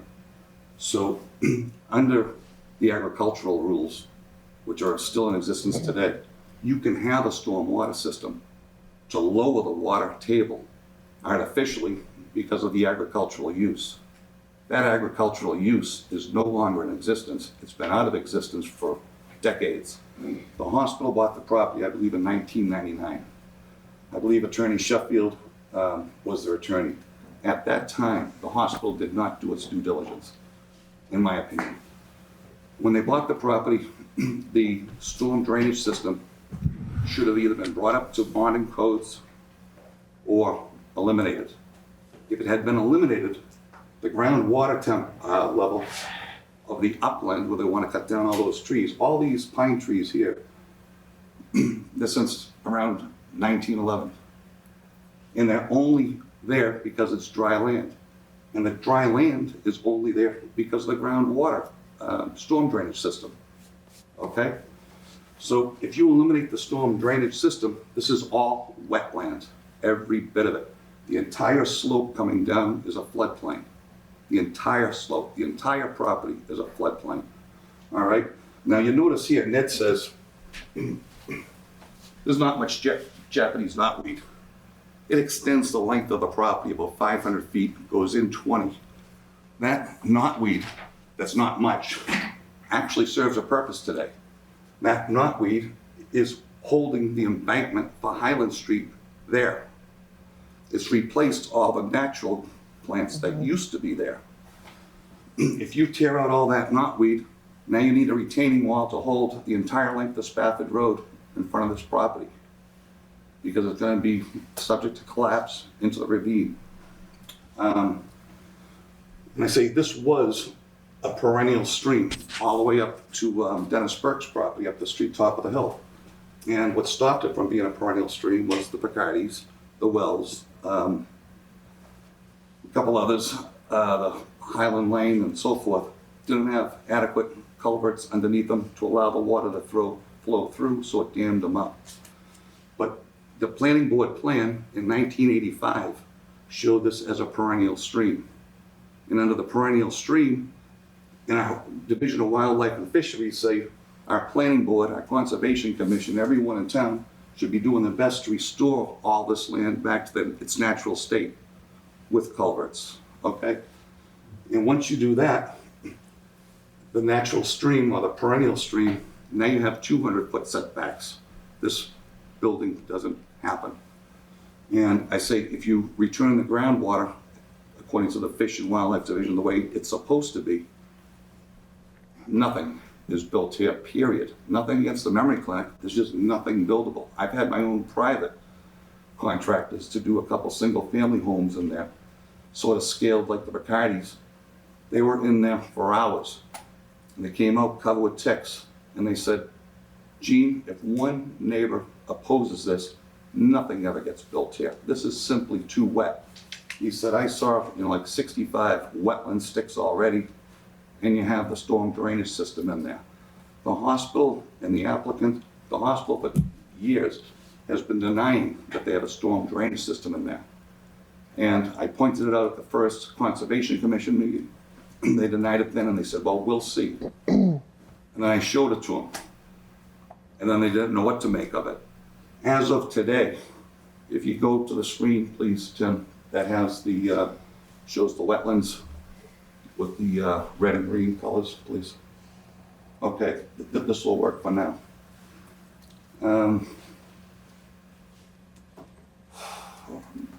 There's another one, but this will work. As you look at the stream, and the other thing too, is these plans, I think, are jumping the gun. 3 of you members, the planning board members, haven't site walked this site as far as I know. I don't think you have, Maggie, I don't think Sean has, and Richard Beeler, I don't think you have a site walk this. But in any event, had you site walked this, right here, this wetland, actually, you go to the one that has the arrows, please, but just remember this block right there. Okay, that's perfect. I think I just got myself orientated here. Okay. That one's reversed, so you have to Okay. flip yourself, yeah. Okay, so there's about a 12-inch pipe right here. And on a day like, yesterday when it was raining or whatever, that 12-inch pipe flows like a gusher. If you look up the 12-inch pipe, I think it was diameter or 10-inch, it was 130,000 gallons an hour. So when it's a heavy rain, you get 130,000 gallons an hour coming out of here. This floodplain, I'd say, kind of pales by comparison, all the water that's going into this lot. So in the course of a day, you can have between 2 and 3 million gallons of water coming out of this pipe. The applicants in the hospital still haven't looked into where is the water coming from to this date. And they say, but they're planning on the conceptuals last year, all these different rain gardens and water retention ponds. Yet they don't control, as far as I know, this pipe that goes through, appears through Bacardi's yard, the Wells yard, off into Never Never Land. They don't even have site control over the water. So how are we planning, the clapboards and the windows and the trim when the developers and their engineers don't have control of the water? They don't have control of the water. Why are we here? That should have been the first thing. These things have been brought up to them over and over and over, and they keep whistling past the graveyard at their own peril. They refuse to acknowledge this. And so at Tuesday's Conservation Commission, I finally got them to contact the DPW to try to determine where this outflow pipe, where it begins. We don't know if there's wastewater attached to it. We don't know what it is or where it's coming from. And we're going on, 3 years into this. This is an outrageous abuse of this panel, Meredith, of the neighborhood. It's outrageous. can you ask for a pause for a moment? You have a question? Yes, or a comment? I would just like, through the chair, to ask not to make accusatory comments about applicant, and just stick to the points you're making, some points. Sure, and I agree, I apologize. I'd rather not go through the history and I wish I could be as articulate as Bart. He's a terrible guy to follow up here. Okay, so I just wanted to try. And that's fair. But I'll tell you personally, after complaining about this since day one, and just being heard now, my patience is shot.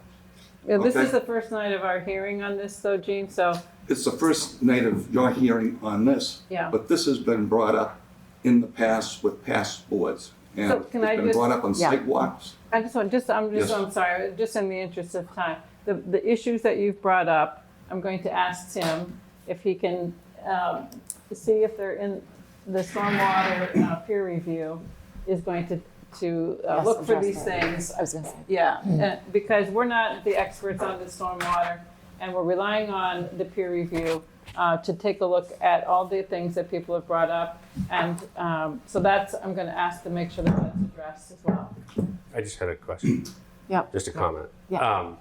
So I can appreciate one of Gene's first comments about being on TV and not knowing what maybe we can do for the next meeting is out late, or even hindsight's 2020. If we started over, what would be nice is to say these are the things that are happening today, and these are the These are usually the what questions that we'd like to have well, just- answered. well, no, more like more logistic, more just some process in there. Because normally, what I've seen in these type public hearings, we will hear from the developers.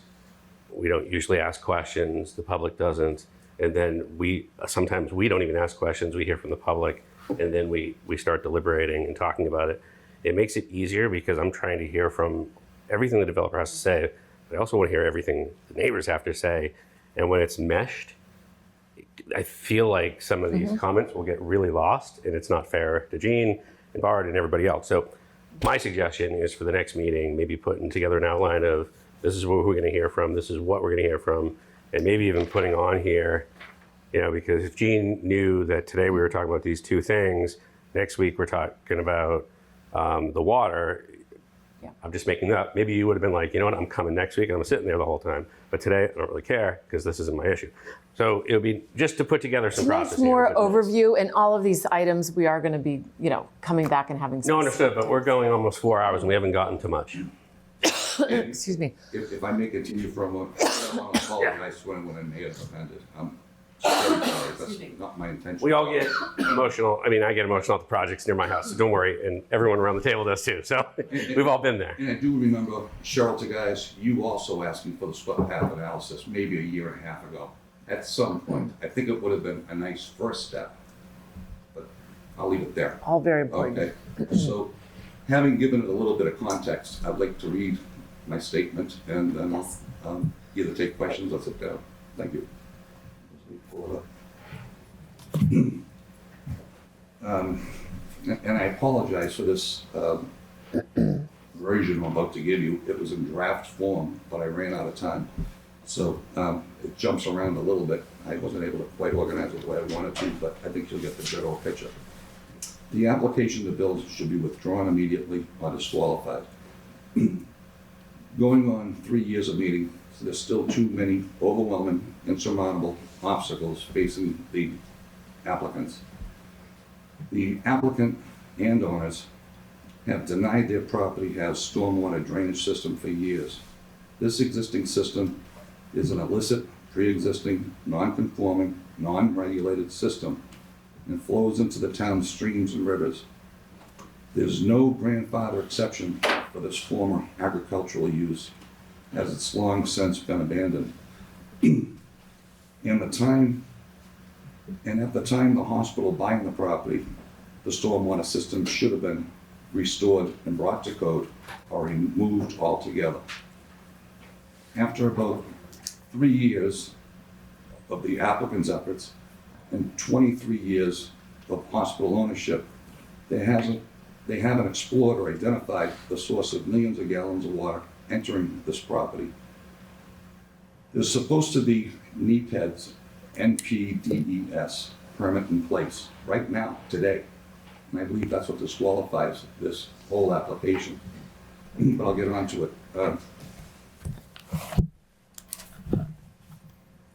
They are ignoring, not even attempting to comply with the Federal Clean Waters Act. And this is a direct quote from the Federal Clean Waters Act. Section 402 program, administered by Mass EPA, requires the National Pollution Discharge Elimination System permit for a discharge of water, including wastewater and stormwater, from a point source. I showed everyone the point source, and there's more point sources, but that's just one.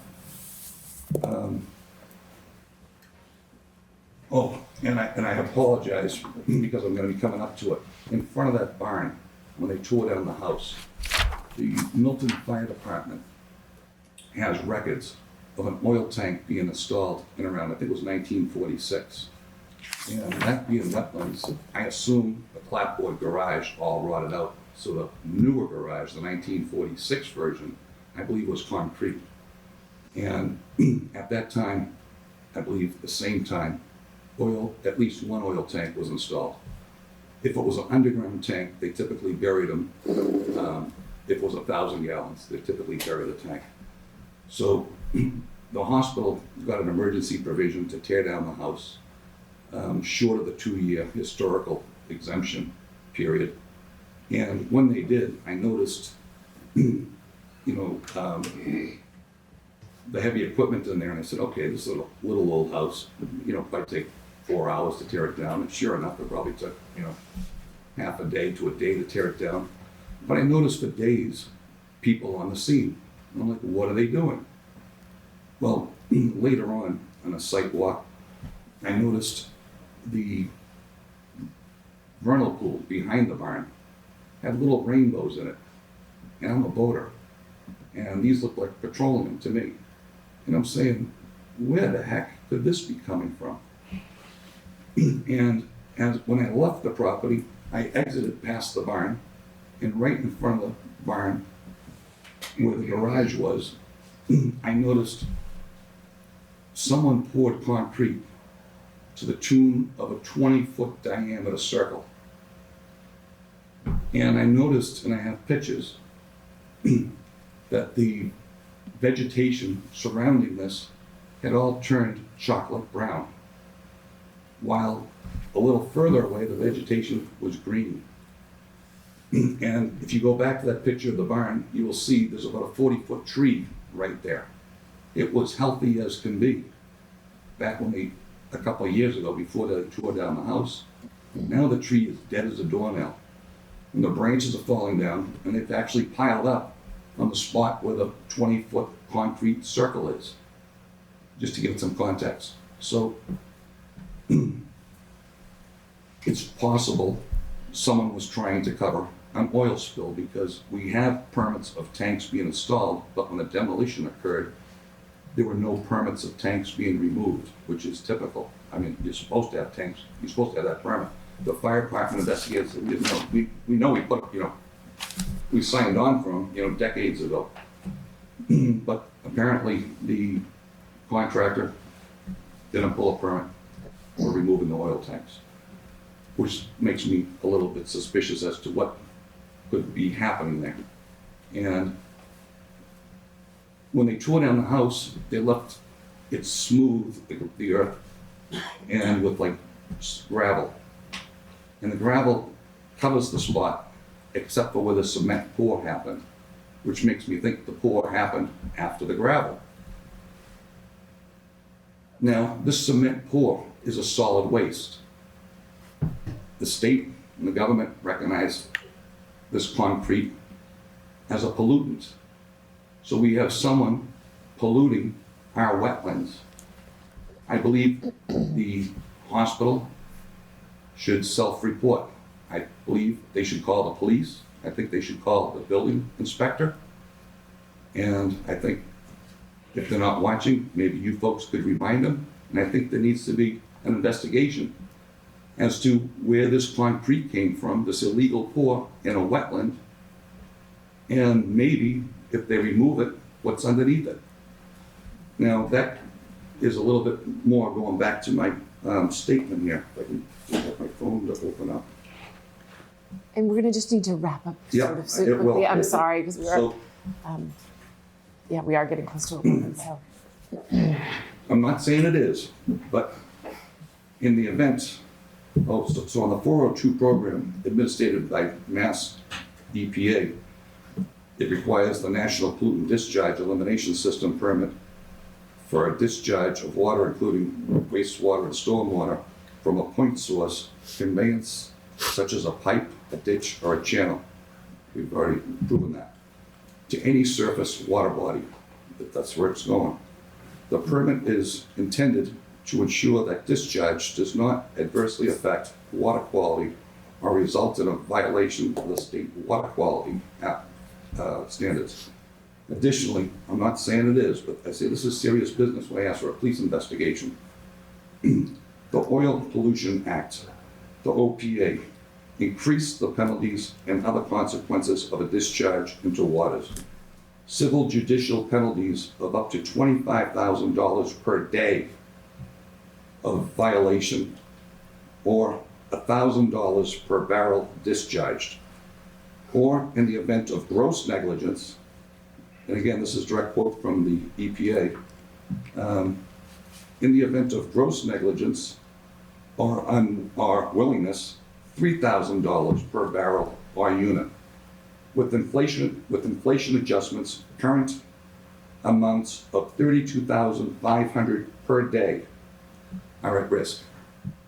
The town of Milton and the owner of this land should first notify the EPA, Mass DEP, of the existing systems and conditions before any further development discussions go on about this property. I think this is a higher priority at the moment. And report the illegal solid waste and the potential of other pollutants already found. Example, I discussed the 20 feet of the concrete. Do you know what would be helpful? I'll just jump, I'm almost. I was going to say, if you could send this to us I will. in writing, that just so we'll have, the Yep. board can have it for review, Tim and the applicants can review it. Absolutely. That would be great. Try to find where I was. So the Milton Police and the Building Department should still be notified, and the Planning Department to also investigate the solid waste dumping, a declared pollutant in the wetlands, which was reported to the Fire Department and the Conservation Commission already. There's a vernal pool in miles of downstream town waters, and its residents are facing partial financial harm and possible penalties or fines, including health and environmental impacts. The Fire Department, we already discussed that, reported that they built the tanks. And I know everyone's short for time, so I'll leave it there and continue. That's great. Thank perhaps you for your next comments. So, meeting. thank you very much for your time. Yeah, and I'm so sorry for anyone from the public who could not get on earlier. I cannot see any hands And I don't know on what the the public screen, does, and because I press and Yeah. press and press, raise up and down, try to get attention. so You know, we'll just try to be sitting better there about being watching. raised for- We're getting new at the hybrid. Woman is waiting, she's been waiting. Yeah, I mean, Meredith, it's up to you to determine when public comment happens. So, I mean, like, Yes, normally that's- people Take with, it when we're talking. yeah. Yes, so I feel like we should take this one more public. Well, we've got two. We've got Teresa O'Brien and Minette Donovan. Can I make a comment? We can't go past midnight, and I'm. No, and you know what, and I have a suggestion on that, so. Can I make a comment first? Yeah, because Yeah, I I'd like to- would not like to see us talk about stuff that at 11 p.m. when those folks will probably be irritated that we started talking about it at 11 p.m. My only suggestion, though, is No. this is way too much to have on an agenda. You know what I mean? We need to break this stuff up.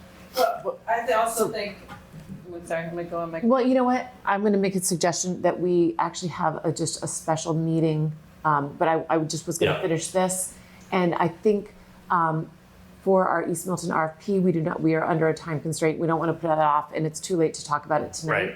So I was gonna suggest, once we finish with these comments, we'll move this hearing and again, allow people to comment then, but that we schedule a separate meeting, because I don't think we should go any later than 10 minutes from now. So, so can we just let the two Yeah, we've got last Teresa people? O'Brien. Yeah. If you can unmute and give us your name and address.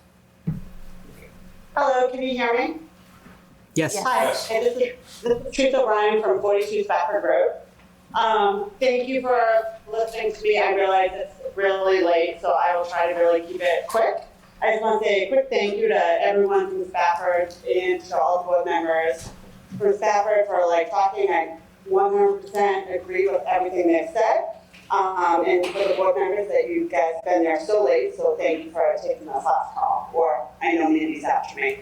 But when I looked at the plans, it looks like if you look at trash and delivery, and one of you had mentioned earlier about trash being around the trash compactors with the white fans, it's such a big development. Does trash and deliveries need to be at the front of Highland? Like, the Spafford's already concerned about the traffic. We're concerned about all the deliveries.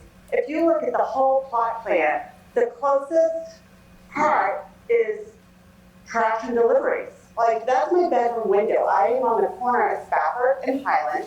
The sewer is connecting right in front of my house. And if I look at my bedroom window, I'm probably going to look at those dumpsters. And if you bring up one of the site plans, it's really close to the wetlands, so it doesn't look like there's going to be any trees that they can really build around it. That has been brought up from however close you can build the wetlands. So can that possibly go somewhere else? It's like, I do commercial real, I work in commercial real estate as well. It should be in the back of the building, maybe in the parking lot. I know it might not be convenient to receive deliveries somewhere else, but like, if everyone's concerned, this is a pretty street Highland, and trust me, all the trees, you can come to my deck and look at what it looks like right now, especially in the winter. You can see, I will be able to see those dumpsters and everyone else that's driving on Spafford. So if they could possibly change deliveries and where the trash compactors are. And let me tell you, my pump is running all the time. But I know people have already talked about that, and you guys have been there for many hours listening to everything. So I will keep it quick and would love it if you could possibly look at the plans. Thank you, Teresa. And we've got Minette Donovan. If you can give us your name and address for the record. Minette Donovan, 16 Spafford Road. I will be brief. My hope is that there may be some additional time for neighbors to comment. My primary reason for getting on is just so that everyone is clear that Bart spoke eloquently and accurately, but there are many, many people standing behind him that feel the same way. I've lived in this neighborhood since 2008, and it's a taxed street already. I have a sump pump. We all have water in our basements. This street, we've been years when my kids were little. They're in college now. I was at town hall with my neighbor trying to get enforcement of traffic, and things have just progressively become worse. So we've tried putting those signs up that you suggested at the meeting. And it's great having the employees sign something saying they promise not to drive on the street, but it's too serious of a matter. I think if you drive or walk up Spafford, you'll see there are no sidewalks, and it is very, very narrow. So we're just, although the end result is something that is wanted by the town, and it seems the location is just very inappropriate, and it's unfair to put that on an already burdened street. So I will close with that. I appreciate your listening to us, and thank you. Thank you. And did you say your address, Minette, for the record? 16 Spafford Road. 16. All right, great. I just want to make sure. Great. Thank you so much. Thank you. Okay, so to continue this, the question is, I think we do want to narrow down what we'll be discussing. There's a lot of questions that have been asked this evening that I think you all will be able to address. We have another public hearing on the 30th that it would continue. Yeah. So one of the problems I had tonight is, like, we're hearing from the neighbors really late, and I feel like it's not fair, right? And so is it possible, I don't know how many days you and Tim are planning for this, but like part of the things that they're talking about, I haven't heard yet. So I don't know how to interpret it. So what would be nice, is to like get through maybe a day, get it all out, and then give an early time to start hearing and then let people know what times they have to talk in early, and then we can like spend more time listening after we hear from the developers. Does that, you know what I mean? No, that's it's just great. a suggestion. And I think there was a lot of information being given tonight. I know, but so it's that's crossing, so it's like Right. merged And then- together, and it's not helpful. Well, okay. I think it was a great presentation, and I think there were a lot of good questions that were asked. We do have another public hearing. Actually, we have two. We'll have 1200 Brush Hill Road. Likely to be continued again. Likely to be continued, and we also have 440 continued for the 30th. So I'm thinking maybe we can, maybe answer some questions and be specific maybe on construction management and cover that on the 30th. So if we're not going to get peer review That's what until the 13th-ish. Yeah, that was my other question. Should we wait until after we get the peer review because obviously the engineering is So and water and sewer is very important. I have to tell you, I'm a little frustrated with the timing of the peer review, because in November I was asking Yeah. peer review on the contract. Yeah. And we met with Sean Reardon and Tim a month ago. We gave a preliminary overview of the site. Expected that peer review would launch pretty quickly thereafter. Thought we'd have in position to be receiving drafts of the peer review by tonight. And to hear that it's only starting yesterday is really, really frustrating. My understanding was it started earlier too, that it was, you were giving a heads up, I know, a while ago, so we can't enter into a contract and get a scope of work with the peer reviewer until we have the application in our hands.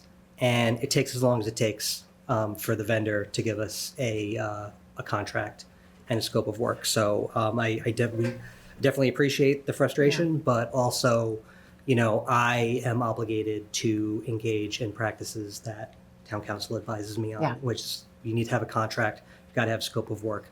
We can't have an accurate scope of work that reflects the work that the engineering department needs the peer review to do until we have the application makes in our hands. sense. So we did, we've been talking about it since November. We have had a preliminary meeting. It takes as long as it takes. So we're going to get it done in an expeditious way, but So I just am thinking about the schedule. So there's a site walk with Concom on the 1st. What's the next step with Concom after the 1st, after that site walk? Presumably their next meeting, which I think is April 11th. They meet monthly. Okay, They so use the sidewalks as a second meeting of the month, and they do have the capacity to vote. but they're gonna wait for the peer review, you said. They've asked for it. I don't know, to what extent they'll review it, I'm sure, and they'll want to know what's in it, and so They're not gonna take a vote though without it. they won't. And we've got homework to respond to as well, so we expect, sidewalk. So maybe should we put it off, or should we, I think We there's didn't- still things that we can look at, and they're obviously. like that's why I said construction management. Well, even the things we asked for that we didn't receive Yeah. in the application, and I realize that it may be moot if there's stormwater challenges. But, I mean, they filed the application, let's look at what we can. I mean, that's my view.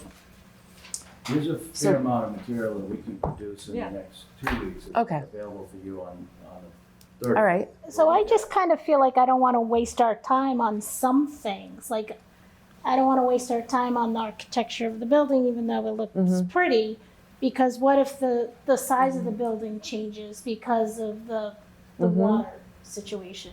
So I don't mind looking at certain things, but I don't want to like go into detail, like about a landscaping plan, because we have so much to do, like 440's coming up, we've got MBTA zoning. So I don't want to waste the applicant's time, and I don't even actually want to waste our time. And we've got town meeting will be coming up, so I really do want to stick to kind of a schedule and pick a topic for that night and discuss it. Have so the does construction presentation. management sound? Yeah, as long as that like We isn't can going to be a waste see what our of our questions- time. I would still like to see some of the information that we talked about tonight, because site sections Architecture, with, site sections with existing grades and proposed grades are going to give us an idea of how tall these walls are, how much they're sinking this, or how much of it is stepped down into it. I mean, and it would be great if we had something which showed us where the groundwater is in those site sections.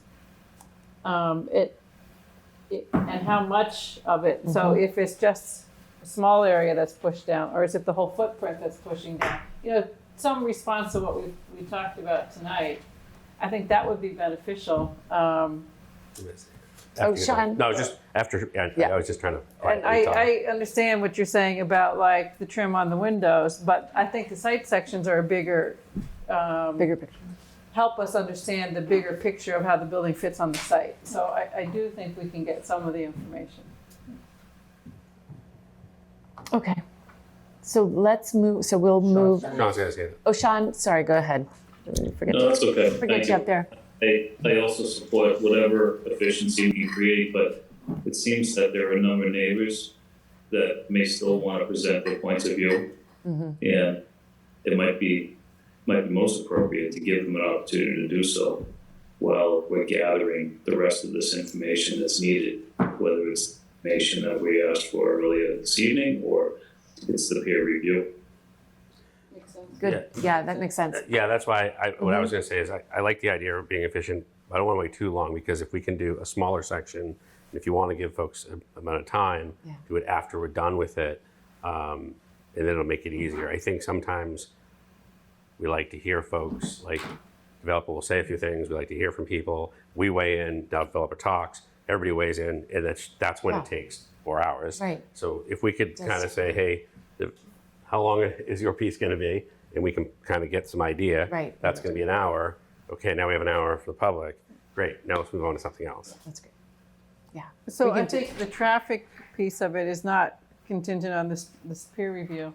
If you can talk more about the things that we talked about, the things we've heard about tonight on the traffic side, if we can spend some time hearing from neighbors, and we can at least get these site sections in the construction management plan and the tree preservation plan, I think that's enough for one meeting, honestly.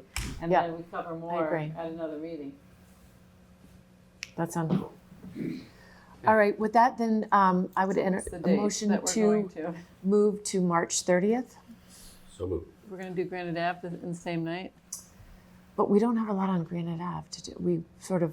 Yeah, but we have the hearing then. So yes, we do. If they submit materials, then we have the hearing, right? So It would just be nice to separate like time. I think timing wise, right. Yeah, you were saying something about potentially adding a meeting. What were you thinking with that? So that's a separate from this issue. So that is for the East Milton. I'm thinking that I would like to maybe schedule something for next week, a specific, hour, whatever, it takes us one evening next week, as just a special meeting to address the East Milton RFP. Well, we spent a fair amount of time talking about that already, but we did. That's why I think it's not going to take us as long. Just a meeting just for that, I guess, is what I'm wondering. When we have two big applications before. Well, I don't want to necessarily move it to March 30th. I think that's. Do you think it's too much? Are you saying it's too much to have two hearings? This hearing and 440? Same night, is what I'm thinking. So. Are you saying continue this to next week? Rather multiple nights and have less. Yes. Right? That's my point about we're adding a not meeting. efficient at 11 p.m. Yes. And even if the meeting was, that's why I'm asking, is it enough to have a meeting and it's just East Milton when we have two big hearings? Right. My point is to pick one of these off of the 30th and put it on another night. Well, we can't do that with 440 because it's already scheduled for the 30th. This one we can. That's why I said before we can, make a and motion. I hope you're, So understanding what else that. Are we not going to get to tonight? So the 440, the most important thing is, the most important. Everything, the articles, the zoning articles, we would move. And an update, which we still don't quite have all the information on utils. But so do we think it's too much to put this on with the information that we've just said, getting some of the questions answered in the construction management plan for the 30th with 440? Yes, I think so. Okay. Is that the sense of the board? Because then that would put us. Well, I'm saying yes if we schedule another meeting. I'm not in favor of scheduling another meeting just to talk about the RFP. I'm fine with scheduling a meeting to separate these two hearings from the 30th. Well, I'm thinking that we need to meet sooner rather than later on the East Milton RFP. So I'm thinking next week, which they're not going to be ready for next week. We'd be ready with some stuff. We would have the construction management plan neighbors, and if they can get the site sections, at least we can get something done with it. Yep. How does, I don't know what the schedule, Tim, what is your schedule? Master Plan and Implementation Committee meets on Monday. Otherwise, I don't think that I have anything. But I'm not the one that. Do you just live here? No, I don't. So next Let me Thursday, would let that me be? look at the public meeting calendar. Sean, I know you have a busy schedule too, Sean, and next Thursday or next Wednesday? I feel like Thursday might give a little bit more time. That's okay. I will do either. I think we need to get it behind us. Yeah. I can do either. We just have a lot. Either of those Okay. nights is fine with me. Is it, Tim, do you have a preference? Oh, What you said, Tuesday or Wednesday? Wednesday or Thursday. Wednesday or Thursday? Wednesday or Thursday? Sounds good. Whatever, man. Okay. Let's keep it Thursday. Yeah, that's what I'm. So on Thursday, the 23rd, we're talking about this, Highland Street. We'll continue this to the 23rd, correct? And then we're going to talk about RFPs. Mm-hmm. And that'll be really our focus to really get that nailed down and addressed. So. And Tim, can I just ask in terms of agenda items, the other items here, MBTA communities and zoning articles, what's your anticipation, Meredith and Tim, for how long that would take on an agenda item? I mean, don't ask me. I mean, I've got a 10-minute update on some of the work that UTIL's been doing, but I think it's actually going to generate a fair amount of discussion. So. So would it hurt to put those on the 30th or split those between next week and the 30th? Yeah, I think that's, so Zoning I've, Re-codification. I can work with UTIL and maybe advance some of their work a little bit more to get it a little bit cleaner. I've got some really interesting and thought-provoking stuff. But I agree, it's going to take a bigger discussion. But I don't want to have things where we're running out of time again. Right. I'd rather move something, and I think if there's a timeliness because of the upcoming town meeting for the zoning, then I'd rather move. But I know we're under time. also Yeah, for and MBTA, you so know, I don't, everything's under a time crunch. Well, the zoning is. so can we continue this to when we're going to continue it, and then maybe just at least That's talk what about the let them schedule? go. Yeah. Okay, That's what I was. They're on the 23rd. 23rd. Okay. Okay. A motion, can I have a motion to move? You've got your client, sir. We need to chat for a second. Okay. Can I make a comment? The What? neighbors, Yes. memory time, we've just had 3 meetings this week. Do we have a little more time on the 23rd? We haven't even absorbed. We will have, you will have ample time. This is not going to, No, yeah. Before the 23rd. I mean, push the 23rd. They want more push that time. date back so we can at least talk. We've had 3 meetings. We haven't even covered the first one, and we're on to the second one, and the third one. And we can't talk like this. No, I understand. I understand. All right, so then, I mean, maybe what we could do is if we try and do on the 30th 2 hearings, we could do all of this old business next On the week. 23rd. But then we would really have to make sure on the 30th, there are very specific things we're addressing on Yeah. both. Yeah. Right. And maybe just have the neighbors talk about those very specific Yes. things. Yes. Yeah, and I think Right. we have to, if we have a lot of Oh, interest, give the we state have to put a time limit on comments, I think, even though I know we like to hear from everyone, East but Milton, we we're just going to can't have get for done. 440, we may, yeah. Yeah, but I think it's appropriate, like even today, you know, it was great to hear some of the things, but what I was saying before is we're talking about stuff that we haven't even heard from the developer on yet. And so it's hard for me to digest that. So it's like if you keep the comments to the current topic, it'll be smoother. Well, yeah, I like to hear, yeah, because sometimes things come up too that Then the we need residents 5 more have. meetings. Yeah. So Yeah. Okay, so can I have a motion? We are going to move. Wait, Wait, we have to hear from them first. Did you have a? Yeah, so we can do, next Thursday, we can do construction management plan, I think we can do tree preservation plan, at least the outline.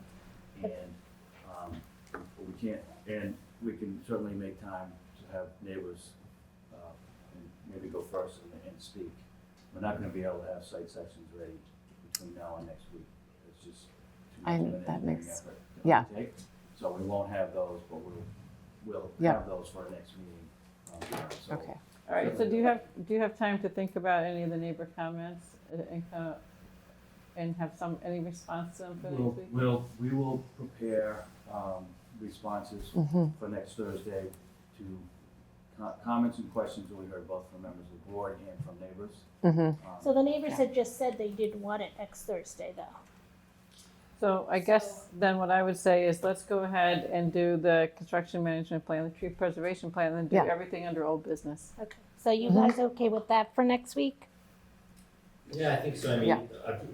Thank you, Ned, for sending us all the material last Friday. I think it would be helpful to have a little more time to read everything and also hear about the construction management plan. And there will be much more coming in. You know, our peer review, we have a lot more to hear from. Several So, more evenings. yeah, it's a big All right, project. so then I'm gonna, did you make the Make a motion, motion. Maggie?